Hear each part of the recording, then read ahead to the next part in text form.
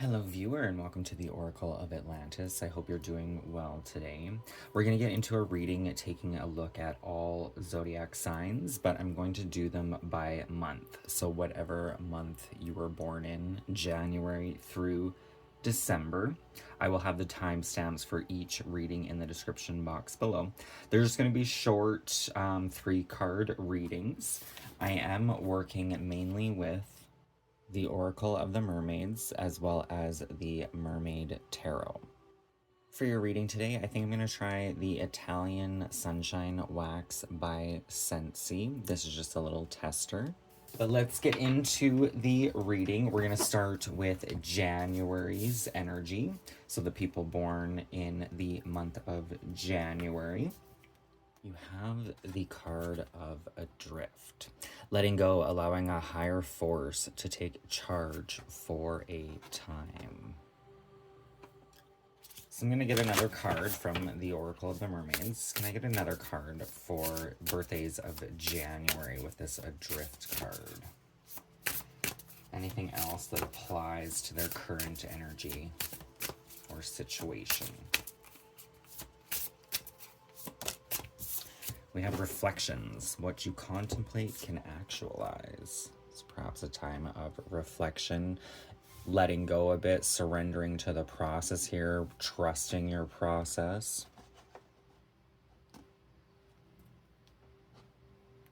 It has the energy and vibe of kind of not caring at this time. Maybe seeing your reflection, but not holding things too tightly, letting it be kind of fluid like water here. Emotions kind of come and go. But this is like a willing surrender with this Adrift card, like kind of allowing yourself to breathe through the whole process.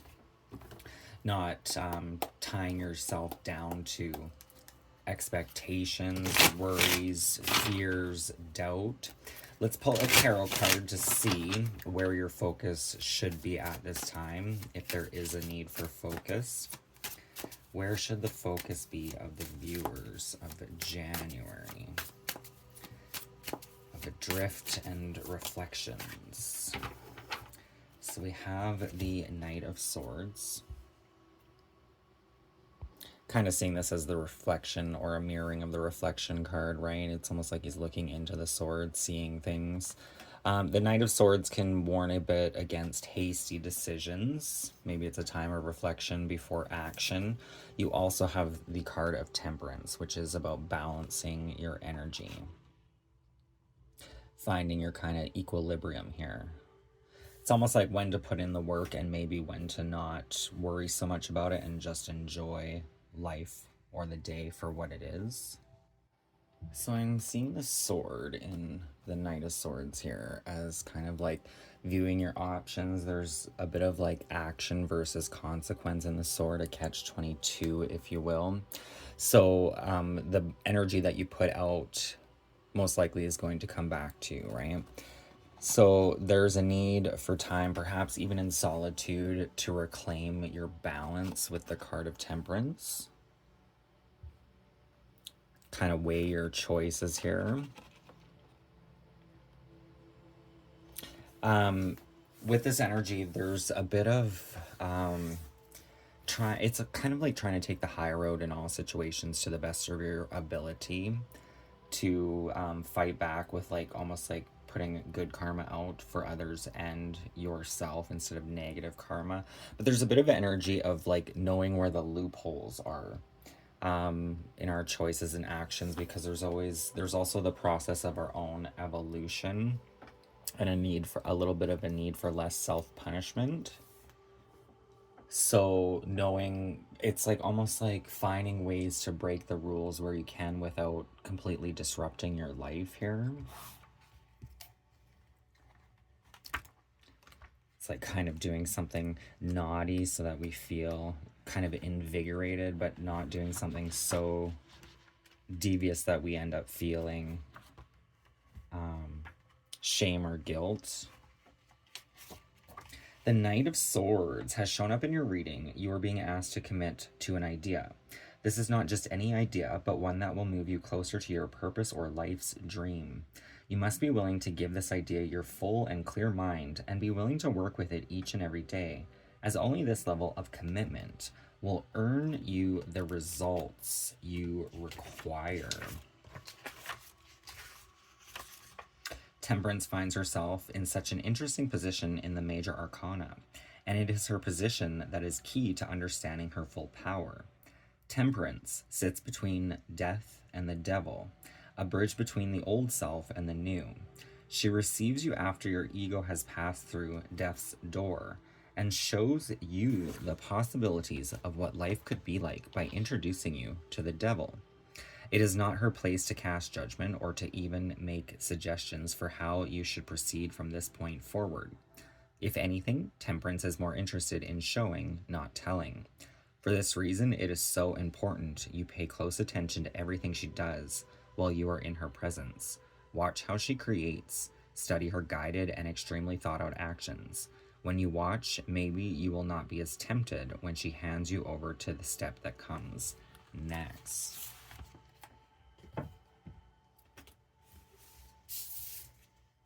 Ooh, we have the Emperor at the bottom of the deck.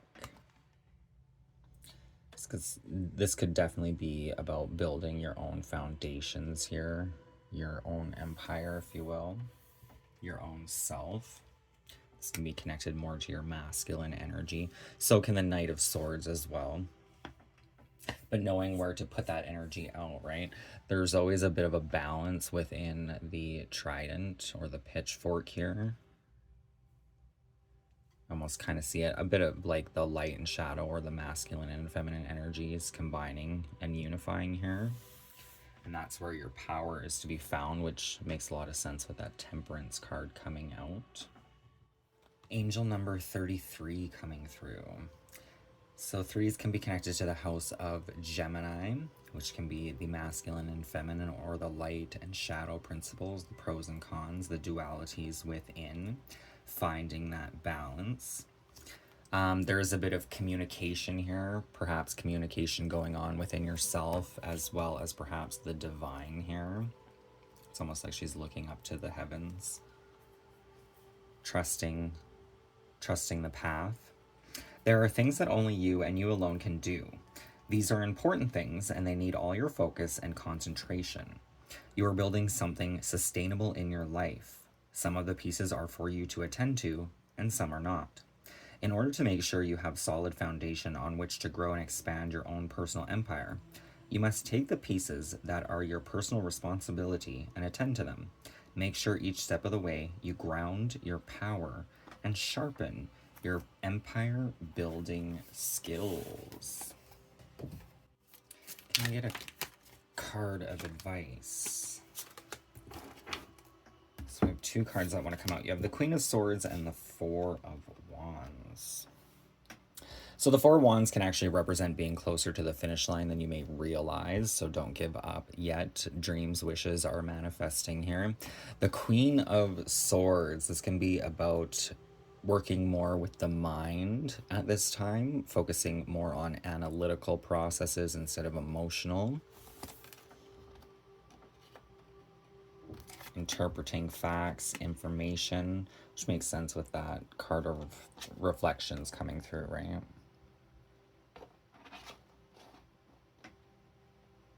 Seeing kind of what's in front of you, what moves and choices you have to make.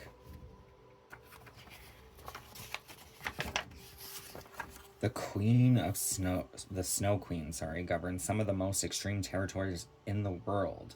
Conditions are very rarely favorable, yet she must go on with her job. Regardless of her harsh environment, others still look to her for guidance and leadership. She needs to keep her mind focused and decisions swift. You may find you are walking in the footsteps of the Snow Queen right now. Your situation may not be ideal, and it may seem like everything is against you, but you have to keep going. Others are depending on you to stay the course and lead the way. 255. Others are depending on you to blaze the trail. The Four of Wands that form a square offer you strength and stability. Seeing that in the, we have 44 coming out as well, with the Emperor being number 4. With this, I'm kind of getting the energy of the major arcana can be the divine helping you, and with the Emperor, this is like a powerful energy that is supporting you. But it's almost like supporting how much you support yourself, if that makes any sense. Your manifesting has paid off and things are finally coming together, or will soon be. This card brings with it the first sightings of results. The prizes in the physical world you have been slowly creating in your inner world. By taking a moment to absorb this small but significant phase, you allow yourself to create even more of what you already have. So let's pull the final thoughts and messages with the Avalon Magic for the birthdays in January. Parting words of wisdom for the January babies. Parting words of wisdom. Live your own authentic life with courage. Be true to yourself and renew your focus. Live your own authentic life with courage to be your true self. Renew your focus.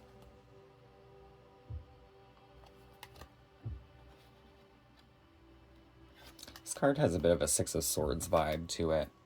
Kind of, I'm not really seeing leaving something. It's almost like she's going into the fog or the mist and just allowing the unknown to be there instead of worrying or obsessing about it.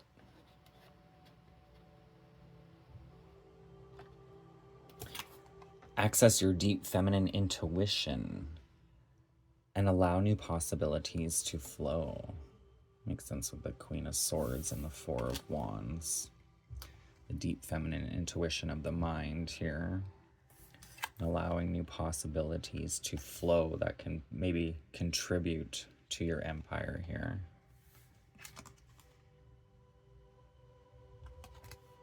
So that is the reading I have for those of you born in January. I hope it resonated. If it did, please feel free to hit that thumbs up and don't forget to subscribe. All the decks I have used in your reading will be hashtagged in the description box below as usual, as well as my PayPal for donations and my Scentsy website link. I will see you next time and thank you for watching. Bye for now. So for the February birthdays, we have the energy field adjustment, aura cleansing, and health. So you may want to do with energy cleansing. You can do this through bath, meditations, walking in nature, kind of like a energetic reset and cleanse. We're going to pull another card. Anything else that applies to the current energy or situation for those born in the month of February. Atlantis, there is rapid development, excellence, and success on the horizon here for you. We have number 19. 19 is connecting me to the Sun card, which I'm also seeing the Sun's energy in this a little bit. She is holding it in her heart space, but this could be connected to the solar plexus, which can be about our joy, confidence, and contentment. So there may be some sort of development here.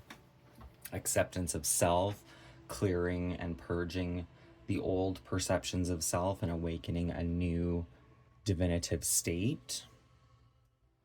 So where should the viewer's focus be at this time? This is the Mermaid Tarot.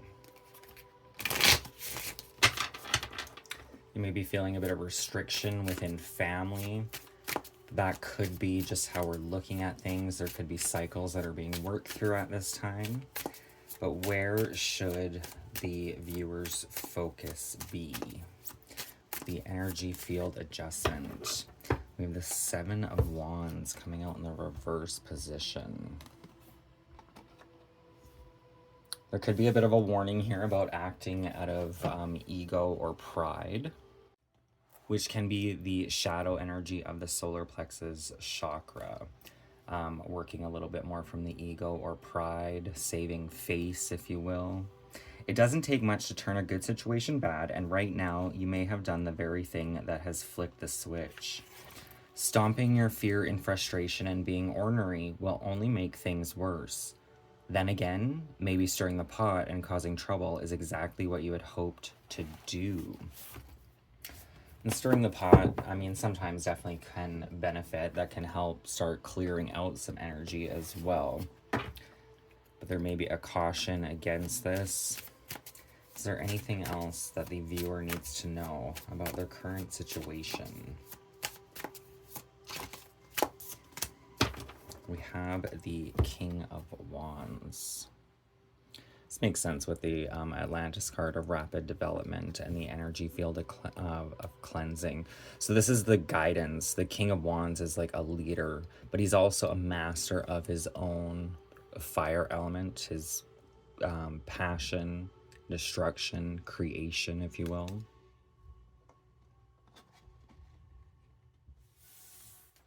The King of Wands reminds us that power comes with great responsibility, and that your place at the top is only as firm as your dedication to lead with commitment and honor.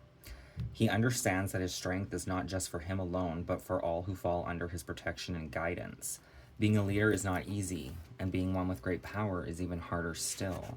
However, despite his serious nature and commitment to the betterment of his realm, he will also act instantly and without hesitation. The King of Wands is a doer, not a dreamer, and his boundless energy serves his duties well. So this can be about harnessing the energy of your fire, your creation, perhaps even your anger and rage here, and channeling it into things that are more useful and beneficial on your path to overcome pride and ego. There may be, if there was something that some viewers out there may have done recently that was like, maybe you lied or something to get your way, or manipulated somebody to get your way. This may be a call to step into the power of leadership and vocalize the truth to try to contain this fire before it gets out of control. Anything else for February? Viewers in the month of February, we have the Five of Pentacles. So the Five of Pentacles can be a card of outcasting, feeling outcasted, left alone, no support.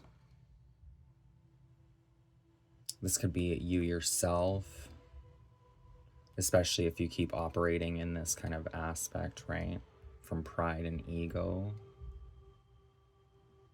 But this can also be about the divine trying to offer you some sort of assistance and guidance to show you a way through, to make it easier for yourself here.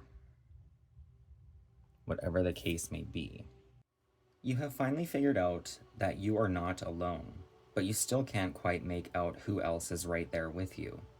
Luckily for you, this mermaid guide is patient and more than willing to help you align to her vibration. So definitely maybe a call to work with. I really am getting the solar plexus, but you can work with energy field adjustments. There are plenty of meditations on YouTube for free. Take your time and continue to let the receptive energy reframe your awareness before you know it. You'll be able to reach out and take the offerings from your mermaid guide. So there may, for some, even be offerings that are available to you, but maybe you don't feel worthy of these offerings. And this is about kind of cleansing some old energy or patterns, releasing it so you can step into your power and access the blessings that are available to you. So for the parting words, let's pull an angel of the day. Parting words and guidance. I definitely would suggest working with some sort of energy field adjustment here. Water would definitely be a good one to work with, just with all this fiery temperament energy in your reading. Cleansing with fire, Epsom salts, sea salt. But definitely doing some sort of meditation. You can listen to singing bowls to kind of start clearing out old stagnant energy. We have Aniel. Meditation is important today. Aniel will help you find peace of mind.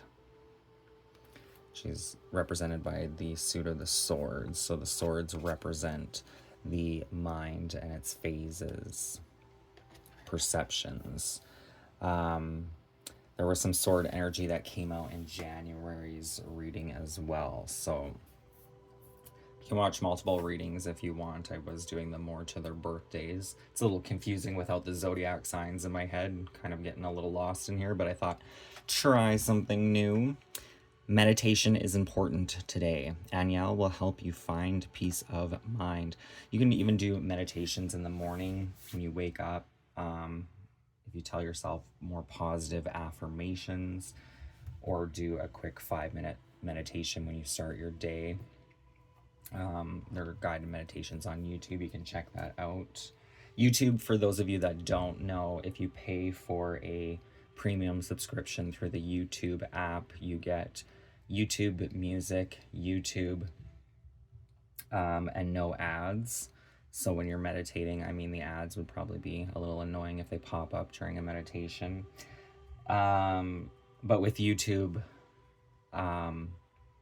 you want to subscribe through the actual YouTube app or the website, not YouTube Music. If you subscribe through YouTube Music, you only get YouTube Music. You don't get the free, you don't get the no ads and free video playback in the background with YouTube. So make sure you subscribe through YouTube. But you also want to turn off smart downloads in both of them, because there are smart downloads on both apps that will just download random content to your phone so that you can use it when you don't have data. But it kind of does it on its own, which could actually increase data charges. So just letting you know. Anyway, I will leave the reading there. Meditation is important to do some sort of energy shift or evolution to get you out of perhaps pride or ego and back into your true confidence and power here with that King of Wands. So, if this reading resonated, please feel free to hit that thumbs up and don't forget to subscribe. That'd be greatly appreciated. All the decks I have used in your reading will be hashtagged in the description box below, as well as my PayPal for donations and my Scentsy website. I will see you next time, and thank you for watching. Bye for now. So those born in March, we have the Crane Bag. Sacred Ocean Medicine, Clutter, Declutter, and Choice.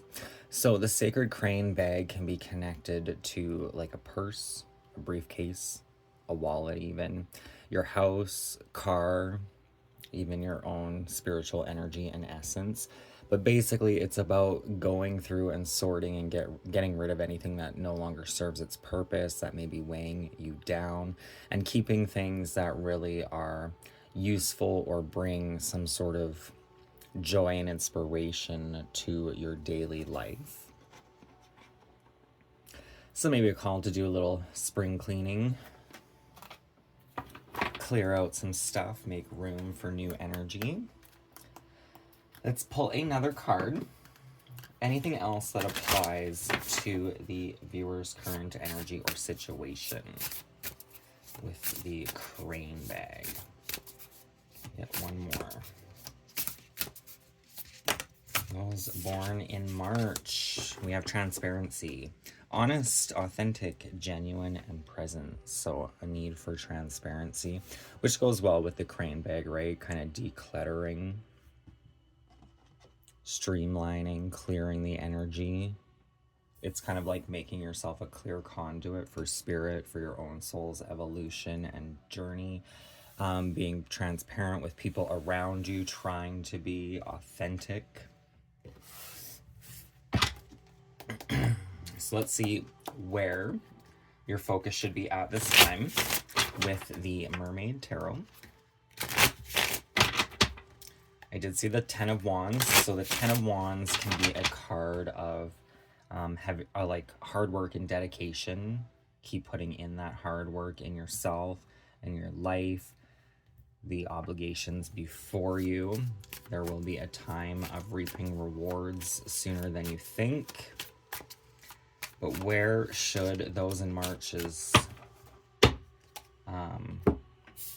focus be? We have the Ace of Cups. So the Ace of Cups, I kind of see this as like the heart and soul, the chalice, everything that resides within our heart and soul. We do have the Crane Bag, so it could be a time to start releasing some attachments to certain things, especially if they're weighing like really heavy on us. to clear and rejuvenate. This card can also be a card about remembering to be grateful for the good things in life. Are you using a gift to its fullest potential, or do you have it on a shelf somewhere while you try to figure out what it is? The Ace of Cups lets you know that if it has shown up, the conditions are already there for it to fulfill its true purpose. Trying to understand it is not the same as actually using it. Cups are a feeling suit, which is why logic and reason are not always the best way to deal with them. I suggest you better make use of what has presented itself before someone else comes along and claims it. So this could even be, for some, this definitely could be connected to a person. I'm kind of getting this energy of like somebody that really kind of fills your cup or makes your cup feel like it's overflowing, but you may not be like romantically or emotionally totally invested, and there may be a need to kind of reevaluate. That's not going to apply for everyone. The Ace of Cups, this really is a card of gratitude. Everything in the cup is the things that we should be grateful for. So the same with like the purse, our cars, our home. It's kind of like getting rid of stuff that we don't necessarily like or that aren't bringing us any joy. They may be just cluttering our space, right? Same with our own heart and soul. So being transparent with yourself, your own emotions and needs. You can focus more on the things that are beautiful and abundant in your life and grow upon that investment instead of perhaps like negative energies. What else with the Ace of Cups for those born in the month of March? It's funny, I'm just noticing the transparency card is card number 2, which is connecting me to the House of Taurus, which is our personal values, self-worth, and possessions. So putting that focus on that at this time is going to bring you some sort of joy and satisfaction here. We have the Seven of Wands coming out in the upright position. The Seven of Wands actually just came out in February's reading in the reversed, which was more prideful. The Seven of Wands in the upright position can be a bit of a defensive energy. It can be stumbling on things. There could be a bit of an opposition here, but you kind of do have the right to defend yourself. You would do well to tread carefully right now, as you may find yourself somewhere you are not meant to be. It's best to play along and check your ego at the door. Not everything is meant for you, and not everyone is going to want you around. But maybe if you mind your tongue and stay humble, you will be able to find a treasure no one else has ever been privy to behold. I'm getting a bit of like observation, trying not to step on toes, but just kind of seeing the circumstances, playing it cool or smart, if you will. We have the High Priestess. So this is a card of trusting your intuition. It's kind of like if something doesn't feel right, it actually might not be right. You might have to go with the flow a little bit, kind of fly under the radar, if you will, to work through some sort of situation. When the High Priestess shows up in your reading, you can be assured the universe knows all your thoughts, feelings, dreams, goals, and fears. There is no hiding the truth from her, for she only deals with the energy of your soul. Don't expect her to tell you anything at all, however. She may see all, but she knows experience speaks louder than words.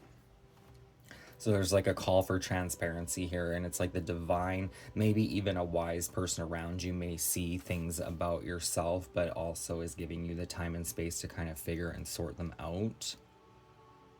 And the more transparent you are with yourself, the easier you will see these blessings or curses, however you want to look at it. Anything else that the viewer needs to know?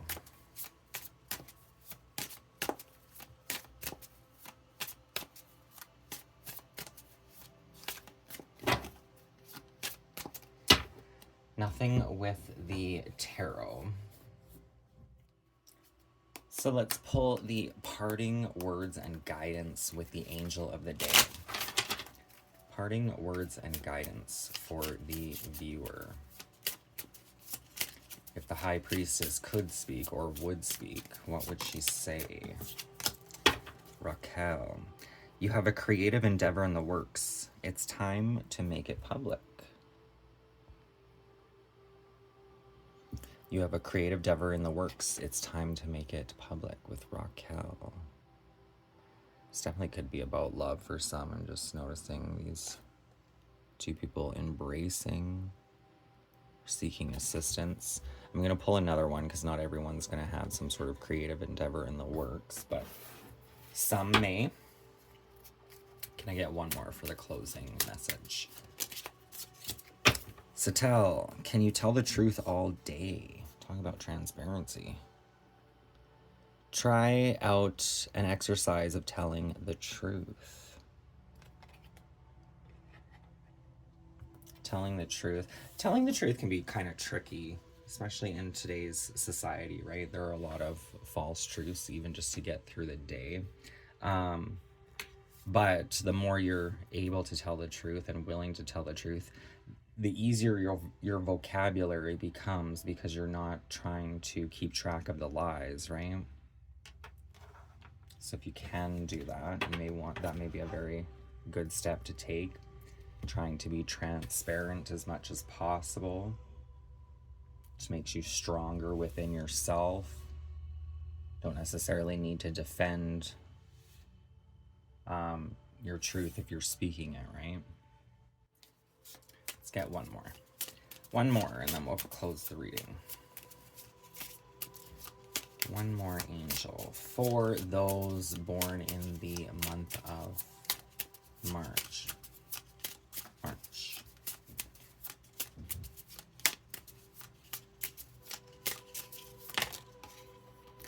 Aniel. Meditation is important today. Aniel will help you find peace of mind. Meditation is important today. Aniel will help you find peace of mind. It's taking time to relax, take deep breaths, allow the mind to become as empty as possible. Get clarity, insight. Maybe help yourself kind of sidestep an awkward situation here with that Seven of Wands. That may not apply to everyone, but the Seven of Wands can also be a card of defense. So if we're like trying to be transparent, authentic, and open and vulnerable, there can also be a bit of this defensive energy because we feel weak and vulnerable, right? So that is what the Seven of Wands can represent. But it's also, the card's advice is really speaking of like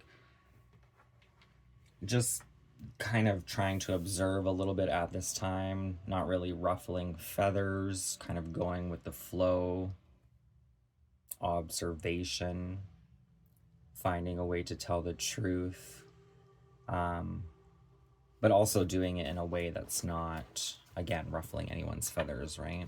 The truth can be very harsh and cutting depending on how we use it or wield it. Just carrying those swords. But the truth can also be very important to not only our own success and growth, but to other people's success and growth as well. So that is the reading I have for you at this time, those of you that are born in the month of March. I hope it resonated. If it did, please feel free to hit that thumbs up and don't forget to subscribe. That'd be greatly appreciated. All the decks I have used in your reading will be hashtagged in the description box below, as well as my Scentsy website and my PayPal for donations. I will see you next time, and thank you for watching. Bye for now. All right, April babies. We have Time and Tide, Oceanic Spells and Rituals. Card number 18, which is Connect Me to the Moon's energy, which the moon affects the tides. working with the cycles of the moon. So this can be about setting intentions or releasing things as well. The idea of this card is basically writing your desires, maybe even your fears in the sand, and allowing the waves to come release it and carry it away. But we're going to pull another card. Time and Tide for the people born in April. Oh, pardon me. April. Time and Tide. What else? Anything else that applies to the viewer's current energy? We have air. Breathing deep, entering into life, exchange of life, bringing energies. Kind of giving me a bit of a Two of Cups vibe. The Two of Cups really is just a card of give and take. It's kind of be like taking your cup and another's cup, whether it's romantic, whether it's just a friend. A lot of times it can be family. There can be, how do you word it? Within the family tribe, there can be, I don't know, blessings and curses, I guess. The balance of karma between two specific individuals. So it could be like a parent, it could be a sibling, it could be a cousin, but definitely somebody, right? That it's almost like putting yourself in their shoes or sharing the same shoes in some sort of aspect. So if you take the two cups and pour them into one big cup, and then take the big cup and pour them back, it's like you're sharing everything kind of equally here. There is a balance.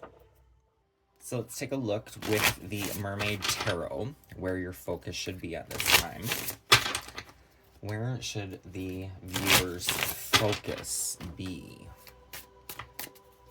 Time and Tide and air. We have the Six of Wands, celebrating the little successes, achievements, things that you've overcome or endured. Risks and rewards seem to go hand in hand. The bigger the risk, the bigger the reward.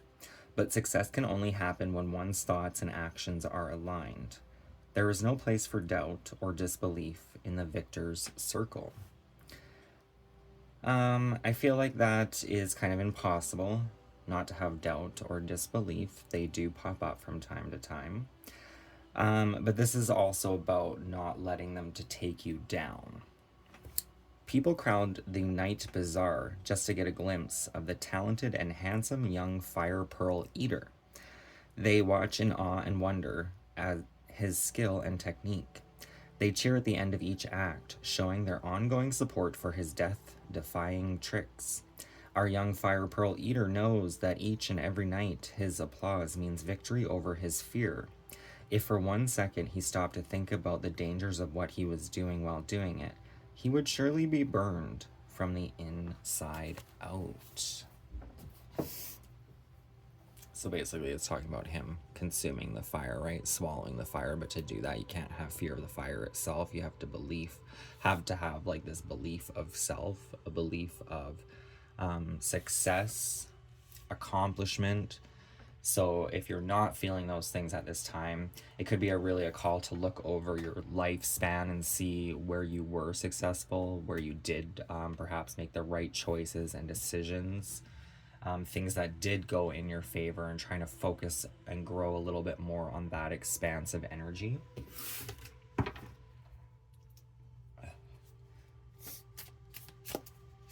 Finding things to be grateful for in life, and also kind of releasing things that maybe didn't go to plan.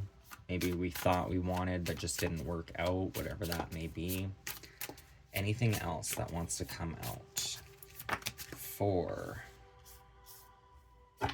those born in April? So we have the Knight of Pentacles. The Knight of Pentacles is slow and steady progress. Is better than no progress, right? But all in divine timing. There is no necessary rush here. Then we have the Five of Cups. The Five of Cups can be a card of sadness, grief, depression, but it can also be about focusing on the things that we don't have instead of honoring and seeing what we do have. Kind of getting the energy of, like, for those that are single, that are desiring perhaps a partnership here. Sometimes that can really distract us from the things that are important or have meaning around us, which just could be our family, our friends, our tribe. But this is also working through the stages of grief and allowing yourself that moment of grace. Then you have the Page of Cups. So the Page of Cups can be new emotions kind of surfacing, but there could also be a bit of a distraction here, things that are trying to distract us. Or maybe we're focusing on the distractions instead of what needs to be focused upon. There is no pomp and ceremony attached to your current situation, but don't let that stop you from giving it your all. Now is the time for quiet observation, as you will soon need to take slow, methodical, and deliberate movements. Speed is your enemy at this moment, so stop trying to rush through this current step or problem. There is something you need to be aware of or take note of, and you can't do it properly if you're only focused on the end result. Be like the knight. Stop, take stock of the moment, and record what you see, hear, and feel. It will be of benefit later. It's really connecting me to that Five of Cups energy with the energy of grief and sadness. So a lot of times we can obviously try to avoid those feelings and move into states of more happiness and joy. But you're also being really guided here to kind of sit with those emotions and feelings for a minute to see if there's something that didn't work out. It could be the loss of somebody for some, but this could also be just things that didn't work out on our journey, whatever they were. You had emotional ties to them. They didn't necessarily go to plan. Chances are they didn't go to a plan for a reason. Maybe it's not meant for you, or maybe you're just not quite ready to obtain whatever blessing you're searching for. There is no pleasant way to experience the Five of Cups. It is one of those cards that will bring a certain level of pain with it. We're reminded here that life is not without choices, and choices are not without consequences. The Five of Cups reminds us that pain is a part of life. But suffering sometimes is optional. Fabulous new opportunities await you after you say goodbye. Life will go on, and this won't be the last time you will have to let something or someone go.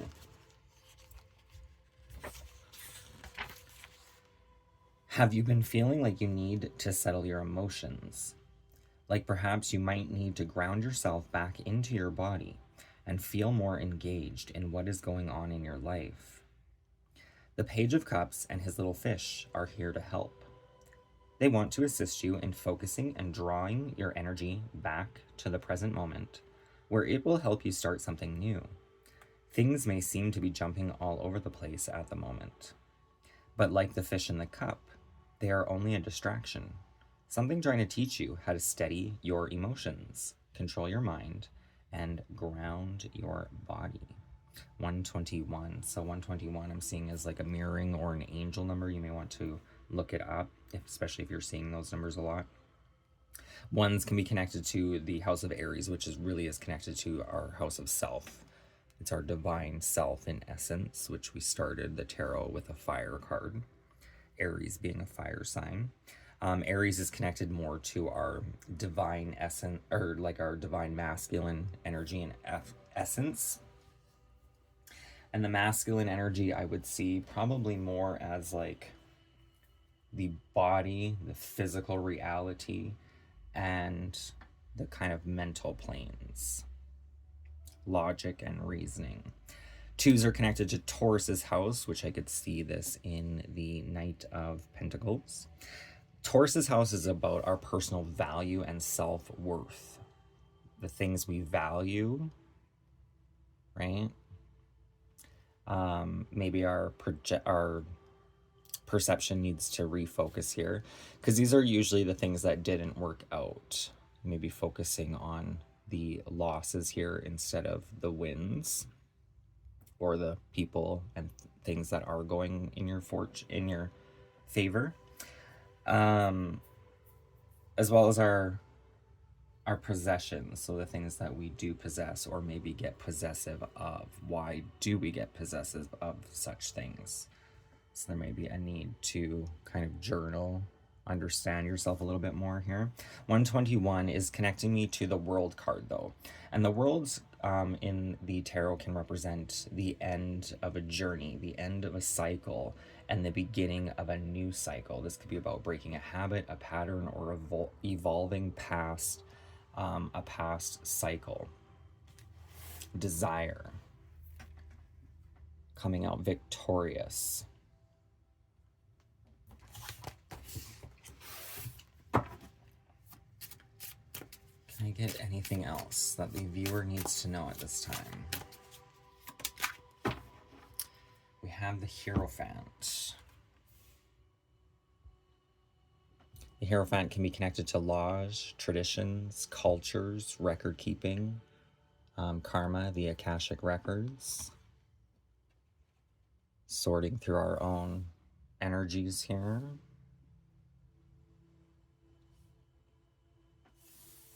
History is important. Like it or not, you are a product of your history and your ancestral history all rolled up into one.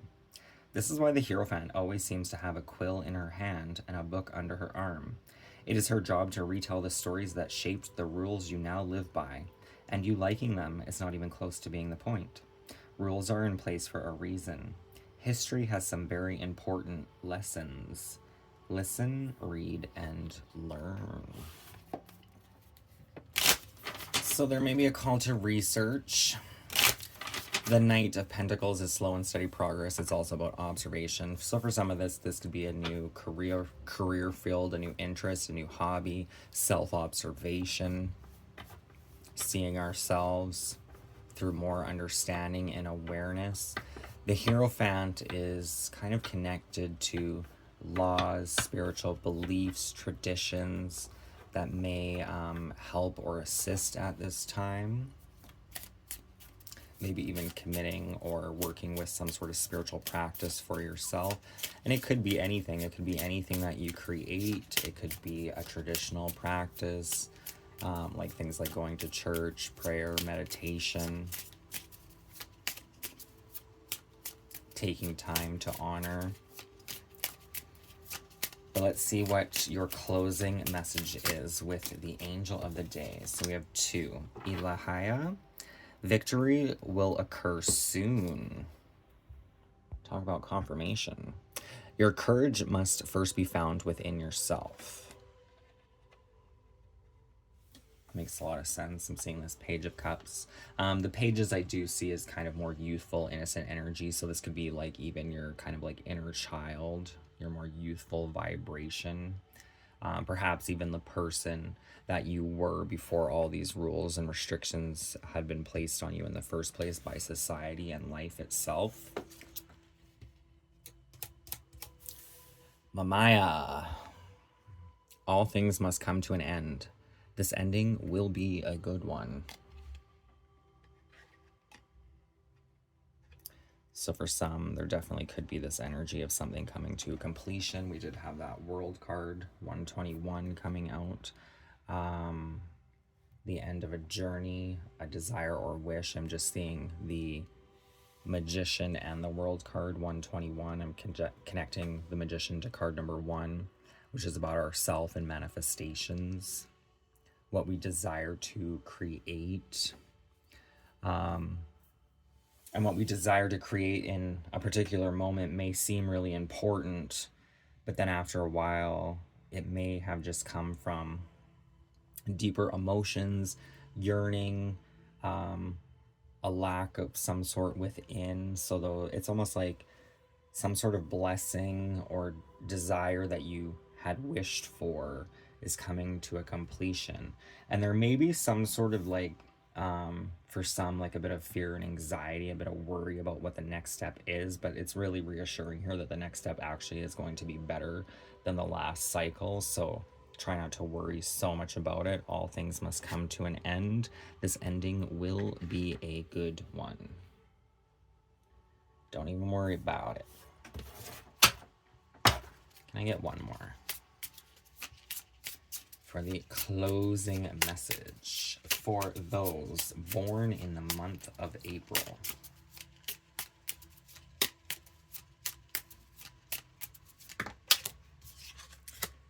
Two more, Nethel. How will people remember you? What have you created that will stand the test of time? So how will people remember you? This could be even a subject on people's minds here with that Hierophant and the Knight of Pentacles. This can be a tricky energy to work through. It can be really good, but also my advice would be to not focus too much on how people remember you. You'd want to like put out like good energy, you know, do things to your own kind of like moral code and ethics. But if we focus on too much on how we're perceived in the grave, it can really kind of restrict our flow in life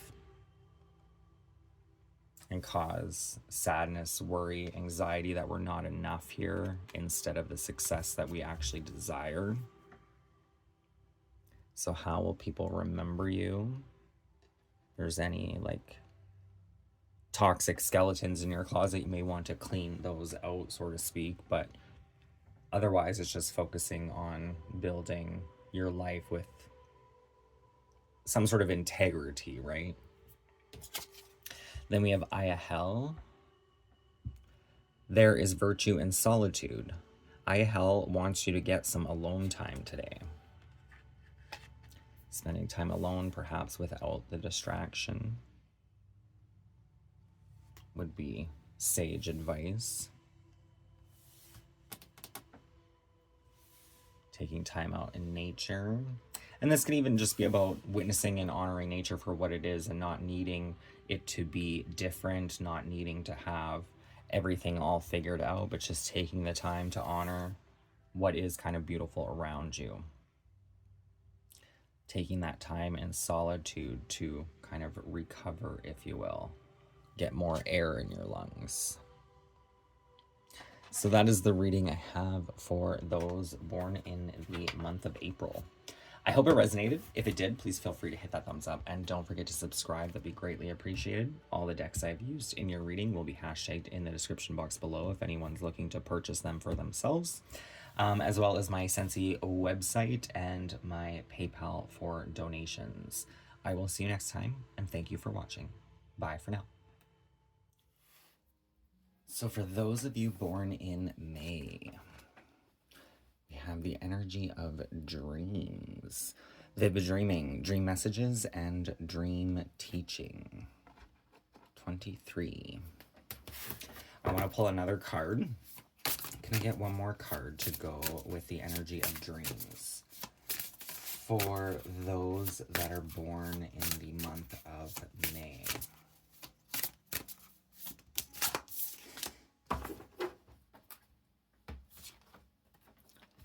Have a wave of power. It did want to come out kind of reverse, so you may be feeling sort of powerless when it's coming to your dreams at this time. I was kind of being drawn to the jellyfish. There may be like some envy or illumination, a softening here. There may be like a tugging at the heartstrings, little stings, if you will, memories that are coming in. A surge of power, upswing in energy, and accelerating movement. So you definitely may be working through some inner emotions, thoughts, past circumstances through your dreamscapes at this time. Maybe kind of an up-leveling, kind of going through like I'm getting like a vortex of self to kind of cleanse and purify your own power. So it's kind of the energy of like this too shall pass if it's feeling like intense. But let's get into the Mermaid Tarot and see where your focus should be at this time. Where should the focus be for those born in the month of May?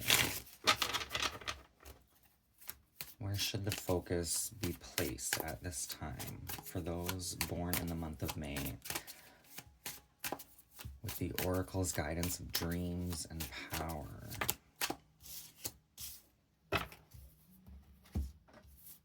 So we have the Seven of Cups, the Eight of Pentacles, and the King of Swords.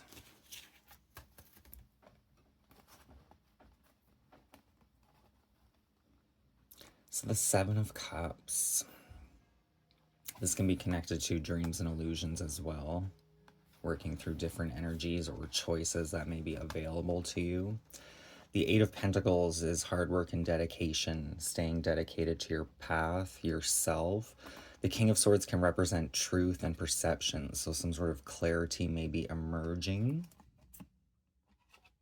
Kind of has one foot in front of the other.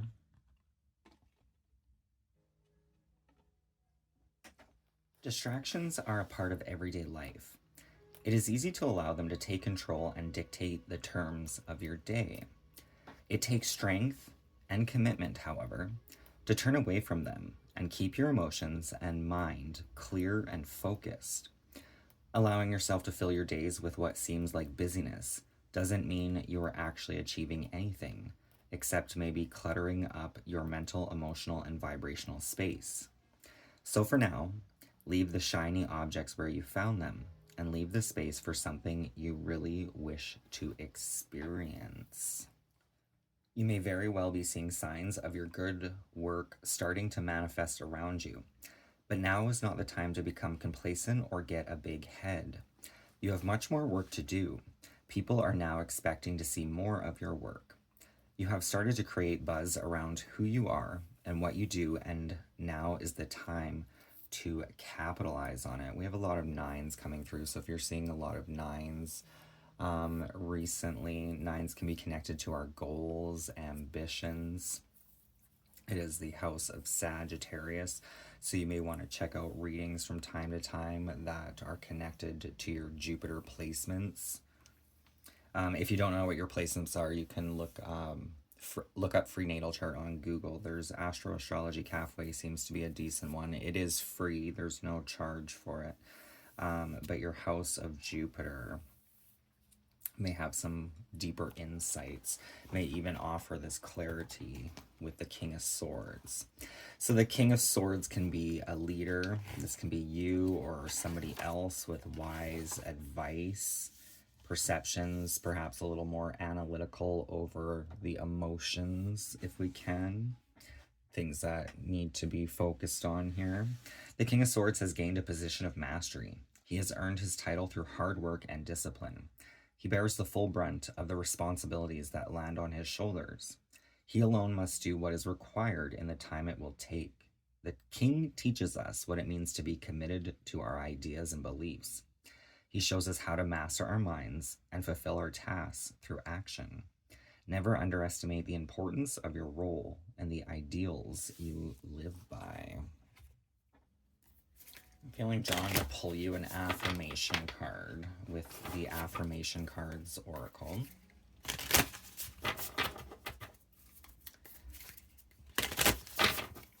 King of Swords. Can I get a card for clarity and guidance with the King of Swords?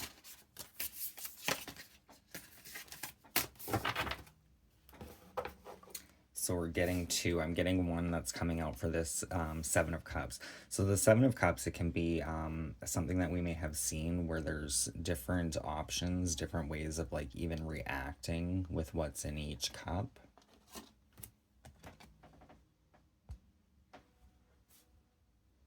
Like there's this eel or snake, could be kind of reactive energy. The crystals I'm kind of seeing is like a healing energy.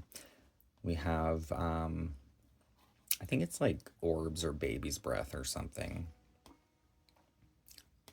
Maybe communion with yourself through the dreamscapes.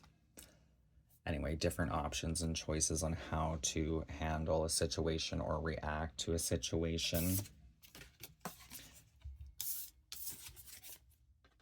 Oh, look at that. There's the snake too. So the snake can be very sensitive to energies, right? They're kind of curious. I see cats and snakes are kind of like one and the same. Very just kind of curious, exploring, but they can pick up on subtle vibrations.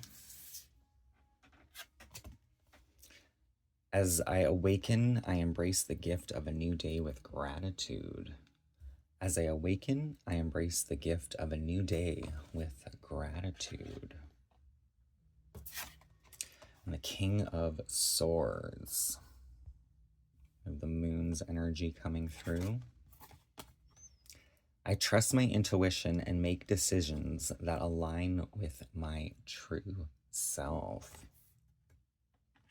I'm kind of getting the energy of like the head or the tail.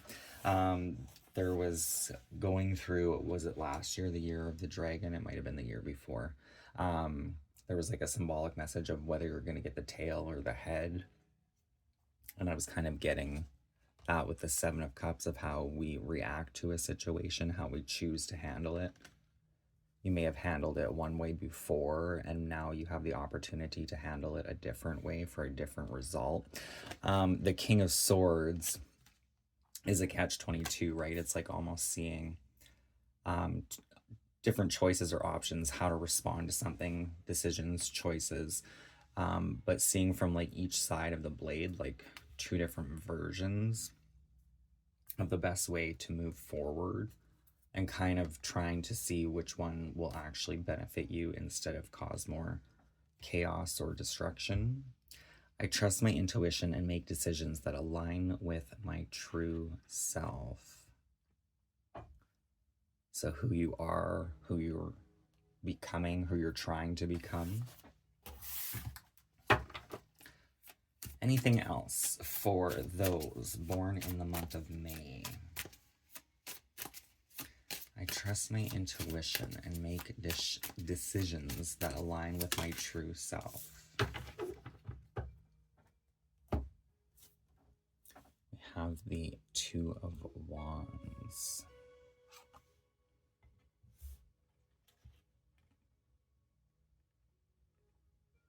Two of Wands can just be like a moment of observation as well, taking the time to see what is before us. It's too funny. I was thinking of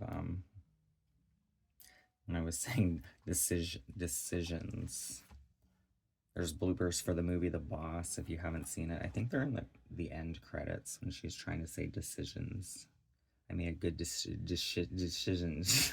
You may want to check that out. Anyway, you have felt the power and energy of the wands, but now you are discovering that it comes with a high level of risk. Now you have a choice to make. Will you rise to the occasion and take this new adventure or idea to the next level?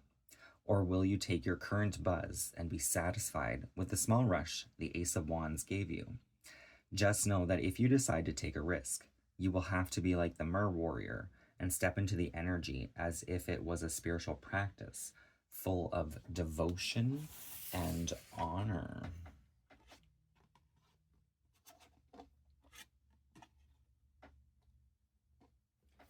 So obviously there seems to be a choice or decision that is coming through a couple of times with that King of Swords and the Two of Wands. Do you make that bold risk? Or do you wait for another opportunity? Take the time to overcome your own energies here with that dream coming in. Anything else that the viewer needs to know? We have the Lovers and the Nine of Wands.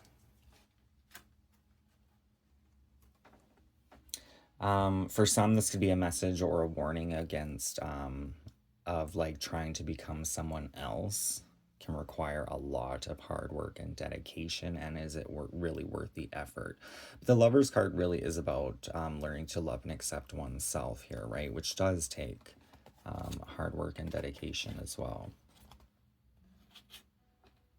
The Lover speaks of two energies, two pieces coming together to journey. It is a reconciliation of opposites for a more cohesive experience. This is the card of Gemini, the twin energies of the self as represented by our mermaid. Is she seeing the other part of who she is, or is she seeing who she wishes to be? This is one of the many questions the Lovers raises. Do you know what your other half even looks like? Can you even identify the energy that surrounds your vibrational self? The self not tainted with ego. Making time to get to know yourself is important. Making time to love and honor yourself is part of setting the foundation for all the relationships that come next. So with this energy, I would kind of look towards the masculine and feminine. So this could be the mother and father energies within, honoring and accepting both journeys as one. This can also be about who you kind of idolize or maybe have idolized throughout your life as like a divine masculine and divine feminine. So somebody that you kind of respect, see them as having their kind of shit together. Those could be the energies that are kind of creating who you're becoming as well, right? So kind of making space for both. Learning to harvest creative energy takes patience and strength. You have to know how to ride the energy when it flows, and how to get into the vibration of it when it is calm and quiet. There is a balance that takes place in this card that is not always obvious, but simply knowing it is something you should be aware of will assist you all the same. Going with the ebb and flows, knowing when to exert energy and when to relax and recover energy, right? Which kind of speaks of the Lover's card. The Lover's card typically would feature a man and a woman consulting with an angel. And it's usually about balance and equanimity, right? But that can take space within, even within our own brain. The right and left hemispheres of the brain. So there's maybe certain things that feel like hard work at this time, viewer. But with the Nine of Wands is actually closer to the finish line than you may realize. The Ten of Wands is all about reaping the harvest for everything that we have sown.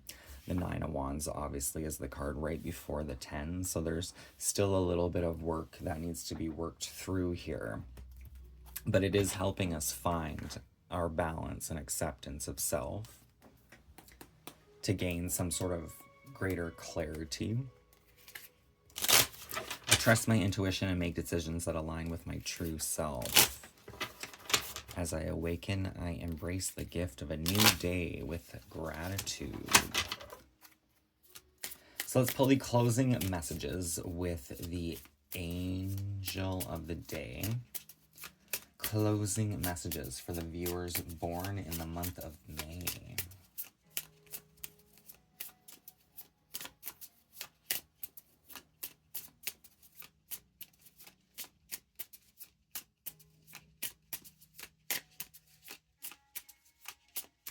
Okay, so I'm not getting anything from the angels, but I was seeing in my mind's eye, that's funny,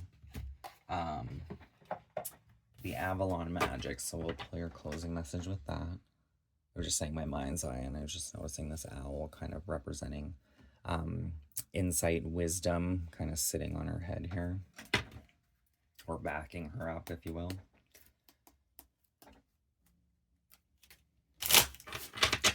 Closing message for the viewer. Ooh.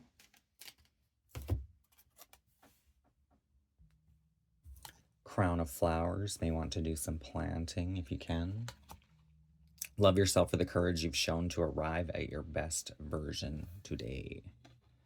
Love yourself for the courage you've shown to arrive at your best version today. It's kind of beautiful coming out right beside that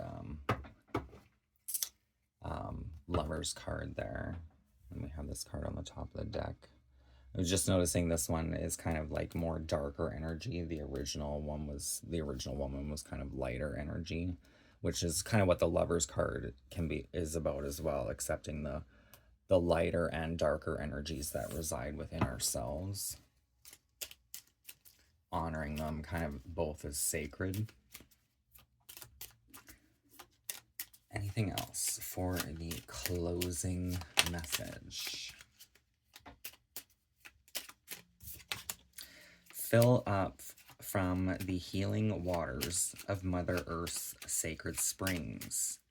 Connect to her heartbeat and become as one energy.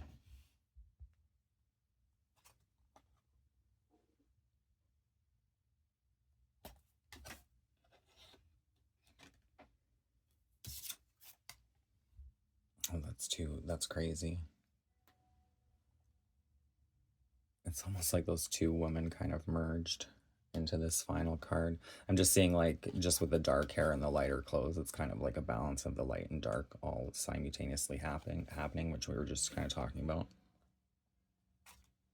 Reawaken your intuition. Allow your emotions to ebb and flow like the cycle of nature's seasons. Which could be why that Seven of Cups is here. The Seven of Cups could be connected to a different range of emotions that you may experience throughout the days to come or have been already experiencing. It's kind of like flowing with them. You're gonna find your natural rhythm here. With that wave of power.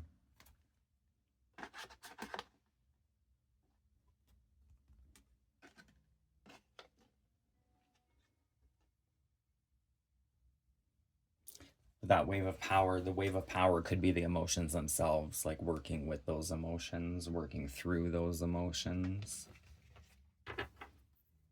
trying not to allow them to totally drown you, but just kind of working through it so that you're kind of finding resolution within. That is the reading I have for you at this time, viewer. I hope it resonates. If it did, please feel free to hit that thumbs up and don't forget to subscribe. That'd be greatly appreciated. All the decks I've used in your reading will be hashtagged in the description box below, as well as my PayPal for donations. And I will see you next time. Thank you for watching, and bye for now. For those of you born in June, we have the card of vulnerability. Open your heart. Allow yourself to be tender. 39. So maybe a call to express some sort of vulnerability here. I'm going to get a clarifying card. Anything else that applies to the viewer's current situation when it comes to vulnerability? We have sanctuary. It did kind of come out on the reverse. So maybe not feeling very at peace. Maybe our inner peace is being disturbed. Maybe that's why there's a call for vulnerability. Privacy, inviolated personal space, respected boundaries, and taboos. 28 and 39. This is maybe a call to make time, space, and honor the need for sanctuary, for time alone, to just be with your thoughts, to allow yourself to relax. We're going to get into the Mermaid Tarot to see where your focus should be at this time.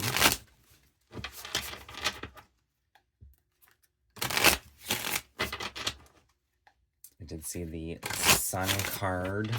So things that may be going well, trying to focus on those energies, as well as the Three of Wands. And the Three of Wands can be about ourselves, diving into ourselves here, perhaps exploring emotions, thoughts.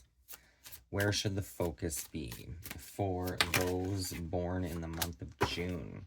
We have the Eight of Cups. So the Eight of Cups can symbolize walking away from situations for a moment, especially if things are getting heated, if you're getting irritated, seeking that solitude.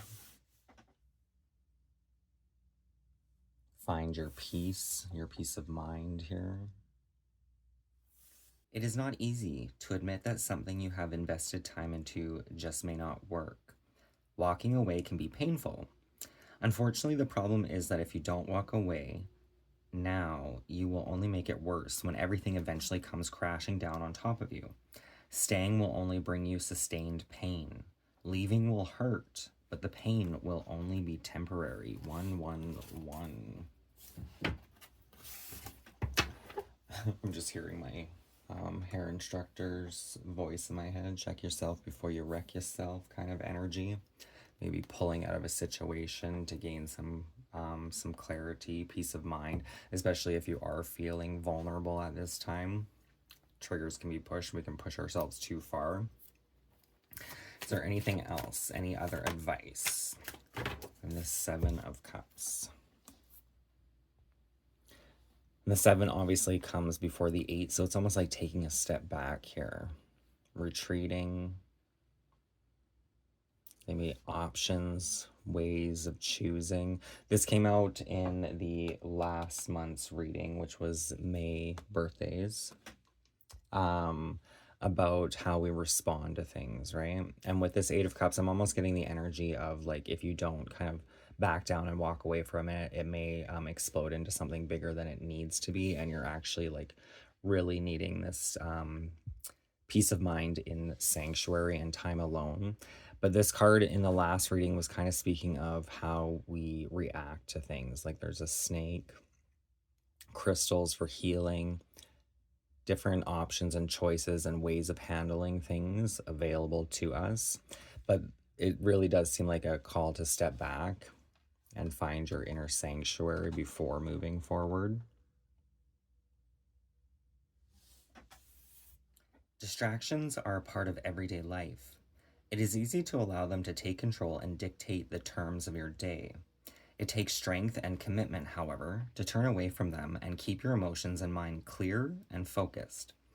Allowing yourself to fill your days with what seems like busyness doesn't mean you are actually achieving anything, except maybe cluttering up your mental, emotional, and vibrational space. So for now, leave the shiny objects where you found them and leave the space for something you really wish to experience. 109. So 1 is connecting me to the house of Aries, which is the house of self, belief. 9s are the house of Sagittarius, which is about our goals, ambitions, and desires. So something that may bring you some sort of personal satisfaction, looking for something that you may enjoy here or find some pleasure in partaking in. Anything else that wants to come through for the viewer at this time, please and thank you. Vulnerability. It's kind of where I'm focusing here on the energy of vulnerability for you, viewer. We have the 4 of Swords in reverse. I'm kind of just getting the energy of like letting your guard down a bit here. Maybe some of you even tried to let your guard down. The 4 of Swords wants you to take a time out. You are about to spin into overwhelm. When this card lands upside down, it means you have missed your time out and now you are paying the price. Worry, stress, and procrastination will be the results that will await you if you do not turn things around. 229. So let's pull an oracle card for the best way for you to turn things around at this time. What is the best guidance and advice to the viewer coming out after the 4 of Swords in reverse?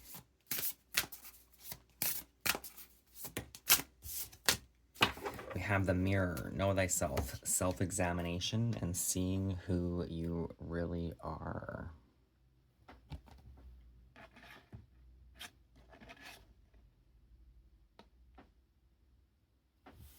Reflective energy. This can definitely happen within relationships as well. People that we date tend to be, or the people that we surround ourselves can often be mirrors or reflections of ourselves. Card number 21, which is connecting me to the cycles of the Earth card, the major arcana of the world. in the tarot. So this could be a breakthrough in a cycle here, depending on how we look at it and how we choose to respond. It is time to gently yet firmly see the truth about who you are and to understand that who you are is not ugly or lacking, but a truthful, beautiful, wonder-laden voyage into the soul. It is time to be shown what the eye cannot always see, but what the spirit has sensed. This may come through observations, loving words from friends who are truly able to see you, from a stranger who notices something that too many overlook, or it can come in a moment when you glimpse what you have become. Dreams, visions, and flashes of intuition are also the mirrors that work with us at this time. Mirrors and who you appear to be will be coming up for you. Be sure to embrace the mirror and the magical mermaid's tool as an ally, and wonders and healing will unfold. 89 and 88. So this could even be a call. You may want to work, even just grooming can be a way to honor thyself, to take the time to honor thyself. But this really is some sort of reflection of self. Maybe that's why that call for sanctuary, finding sanctuary, is important at this time. To see some deeper self-reflection. It did also suggest that there might be friends, family members, partnerships that may show you characteristics about yourself that you're not necessarily focusing on, especially if you're focusing more on negative stuff.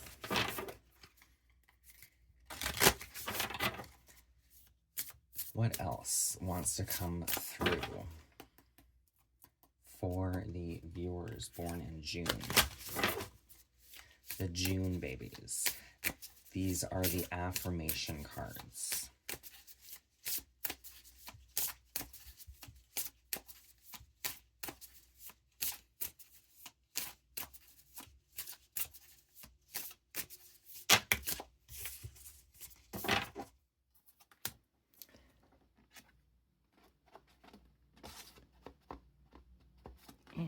Fit in there like this. Every challenge you overcome, every barrier you break paves the way for progress. Your courage and determination are the catalyst for a brighter, more equitable future.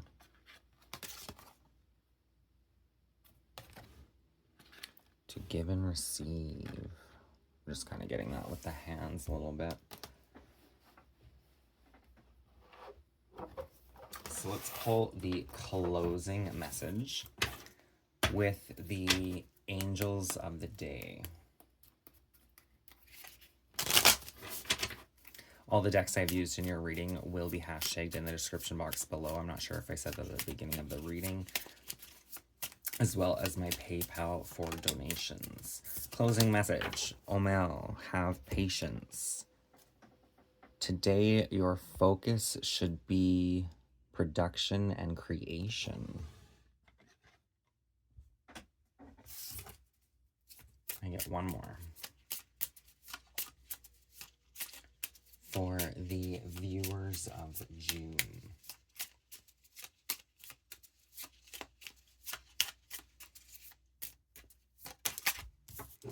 AQI. Prepare yourself to win. You've got friends in high places, even if you don't know it.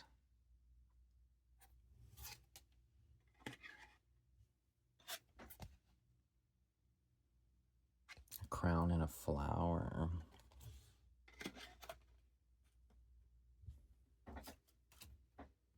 I'm just looking for the symbols in there. We have the arrow and the shield. Protection and defense. Prepare yourself to win. Have patience. So that is coming through the reading of having patience, right? The sanctuary card was kind of coming out upside down. But the advice of the tarot with the Eight of Cups is walking away from something. It doesn't have to be like permanently walking away. It's not necessarily about like breaking up with somebody. I mean, for some, it definitely could be. But this could just be a vulnerable point in your journey if you are in a relationship with somebody where you kind of need to take some time apart to regroup here. But the Eight of Cups really does symbolize taking some time out, going into more your own emotions and reflections, right? Especially with that mirror. To kind of sort through any energies, anything that's going on in your current circumstance before making any like kind of further choices or decisions, if you will, if you can.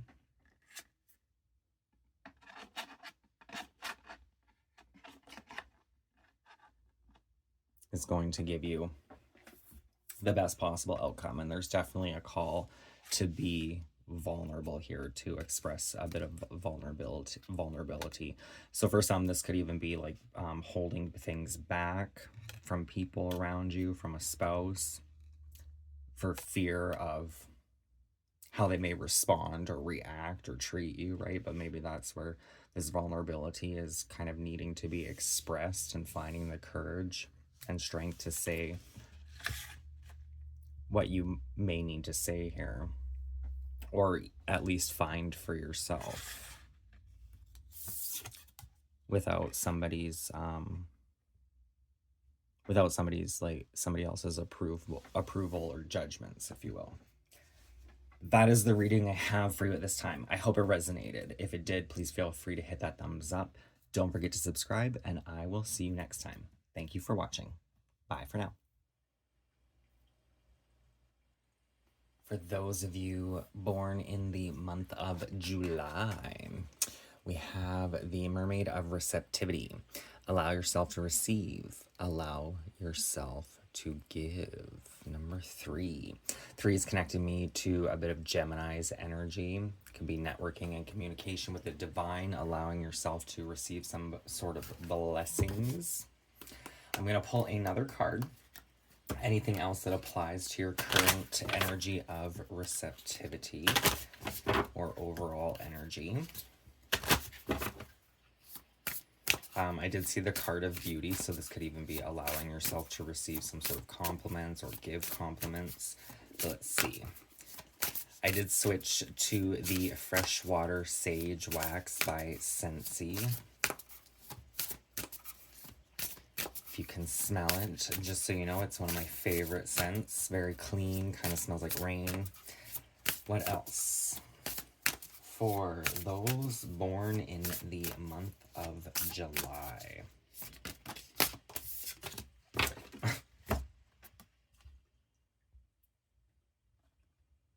Grace, loveliness, integrity of form and spirit, number 1.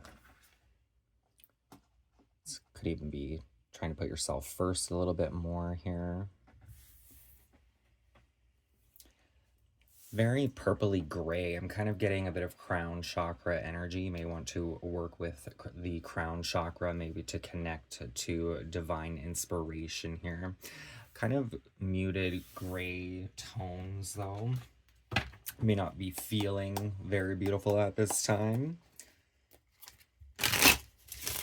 The divine may be showing you ways and gifts that you are. We are going to get into the Mermaid Tarot to take a look at where your focus should be at this time. Where should the focus of the viewer be at this time?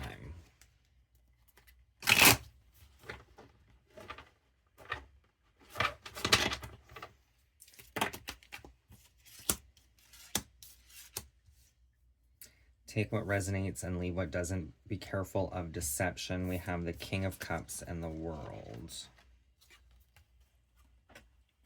So there may be some sort of repeating cycle or pattern. The Seven of Swords can warn against deception. It can warn against us deceiving ourselves and others. The King of Cups is like a mastery of one's emotions, honoring one's heart and soul. I am going to reshuffle these. You may want to even speak to somebody who's more heart-centered, heartfelt in their processes for guidance. There may be a water sign or King of Cups energy that may be offering you some sort of insight into your own beauty here. But let's see, what is the focus? The Six of Wands. Victory, recognition, and success. This can also be about conquering one's fears here, not letting fear stop you if there's something that you're trying to achieve or accomplish. Risks and rewards seem to go hand in hand. The bigger the risk, the bigger the reward. But success can only happen when one's thoughts and actions are aligned. There is no place for doubt or disbelief in the victor's circle. Perhaps letting go of fears and doubts, perhaps about oneself, one's own kind of image of beauty here. Then you have the Sun card. Things being illuminated, being grateful. His hands are in the prayer of gratitude, receiving, right? That receptivity energy for all that has bestowed you on your path, for the beauty that surrounds you. The sun gives life. It provides energy and warmth for things to grow and thrive. It is one of the key elements of creation, along with water and oxygen, which in the shallow, warm waters of the sea are all abundance. Here are the perfect conditions for creation. An auspicious merging of energy provides the exact conditions you need to solve a problem, begin a relationship, or start a new project. 77. 77, you may want to look up angel number 77. Sevens are connected to the house of Libra, which is connected to balance, marriage, partnerships, emotional relationships, so friends, family, things of that nature. 2 sevens, I'm almost seeing like a division. This could be a bit of a division of self here, trying to find that balance. 7 plus 7 is a 14, which is the card of temperance, which is again about finding our own temperament and balance. Anything else that wants to come through for people born in July? We have the Death card in reverse.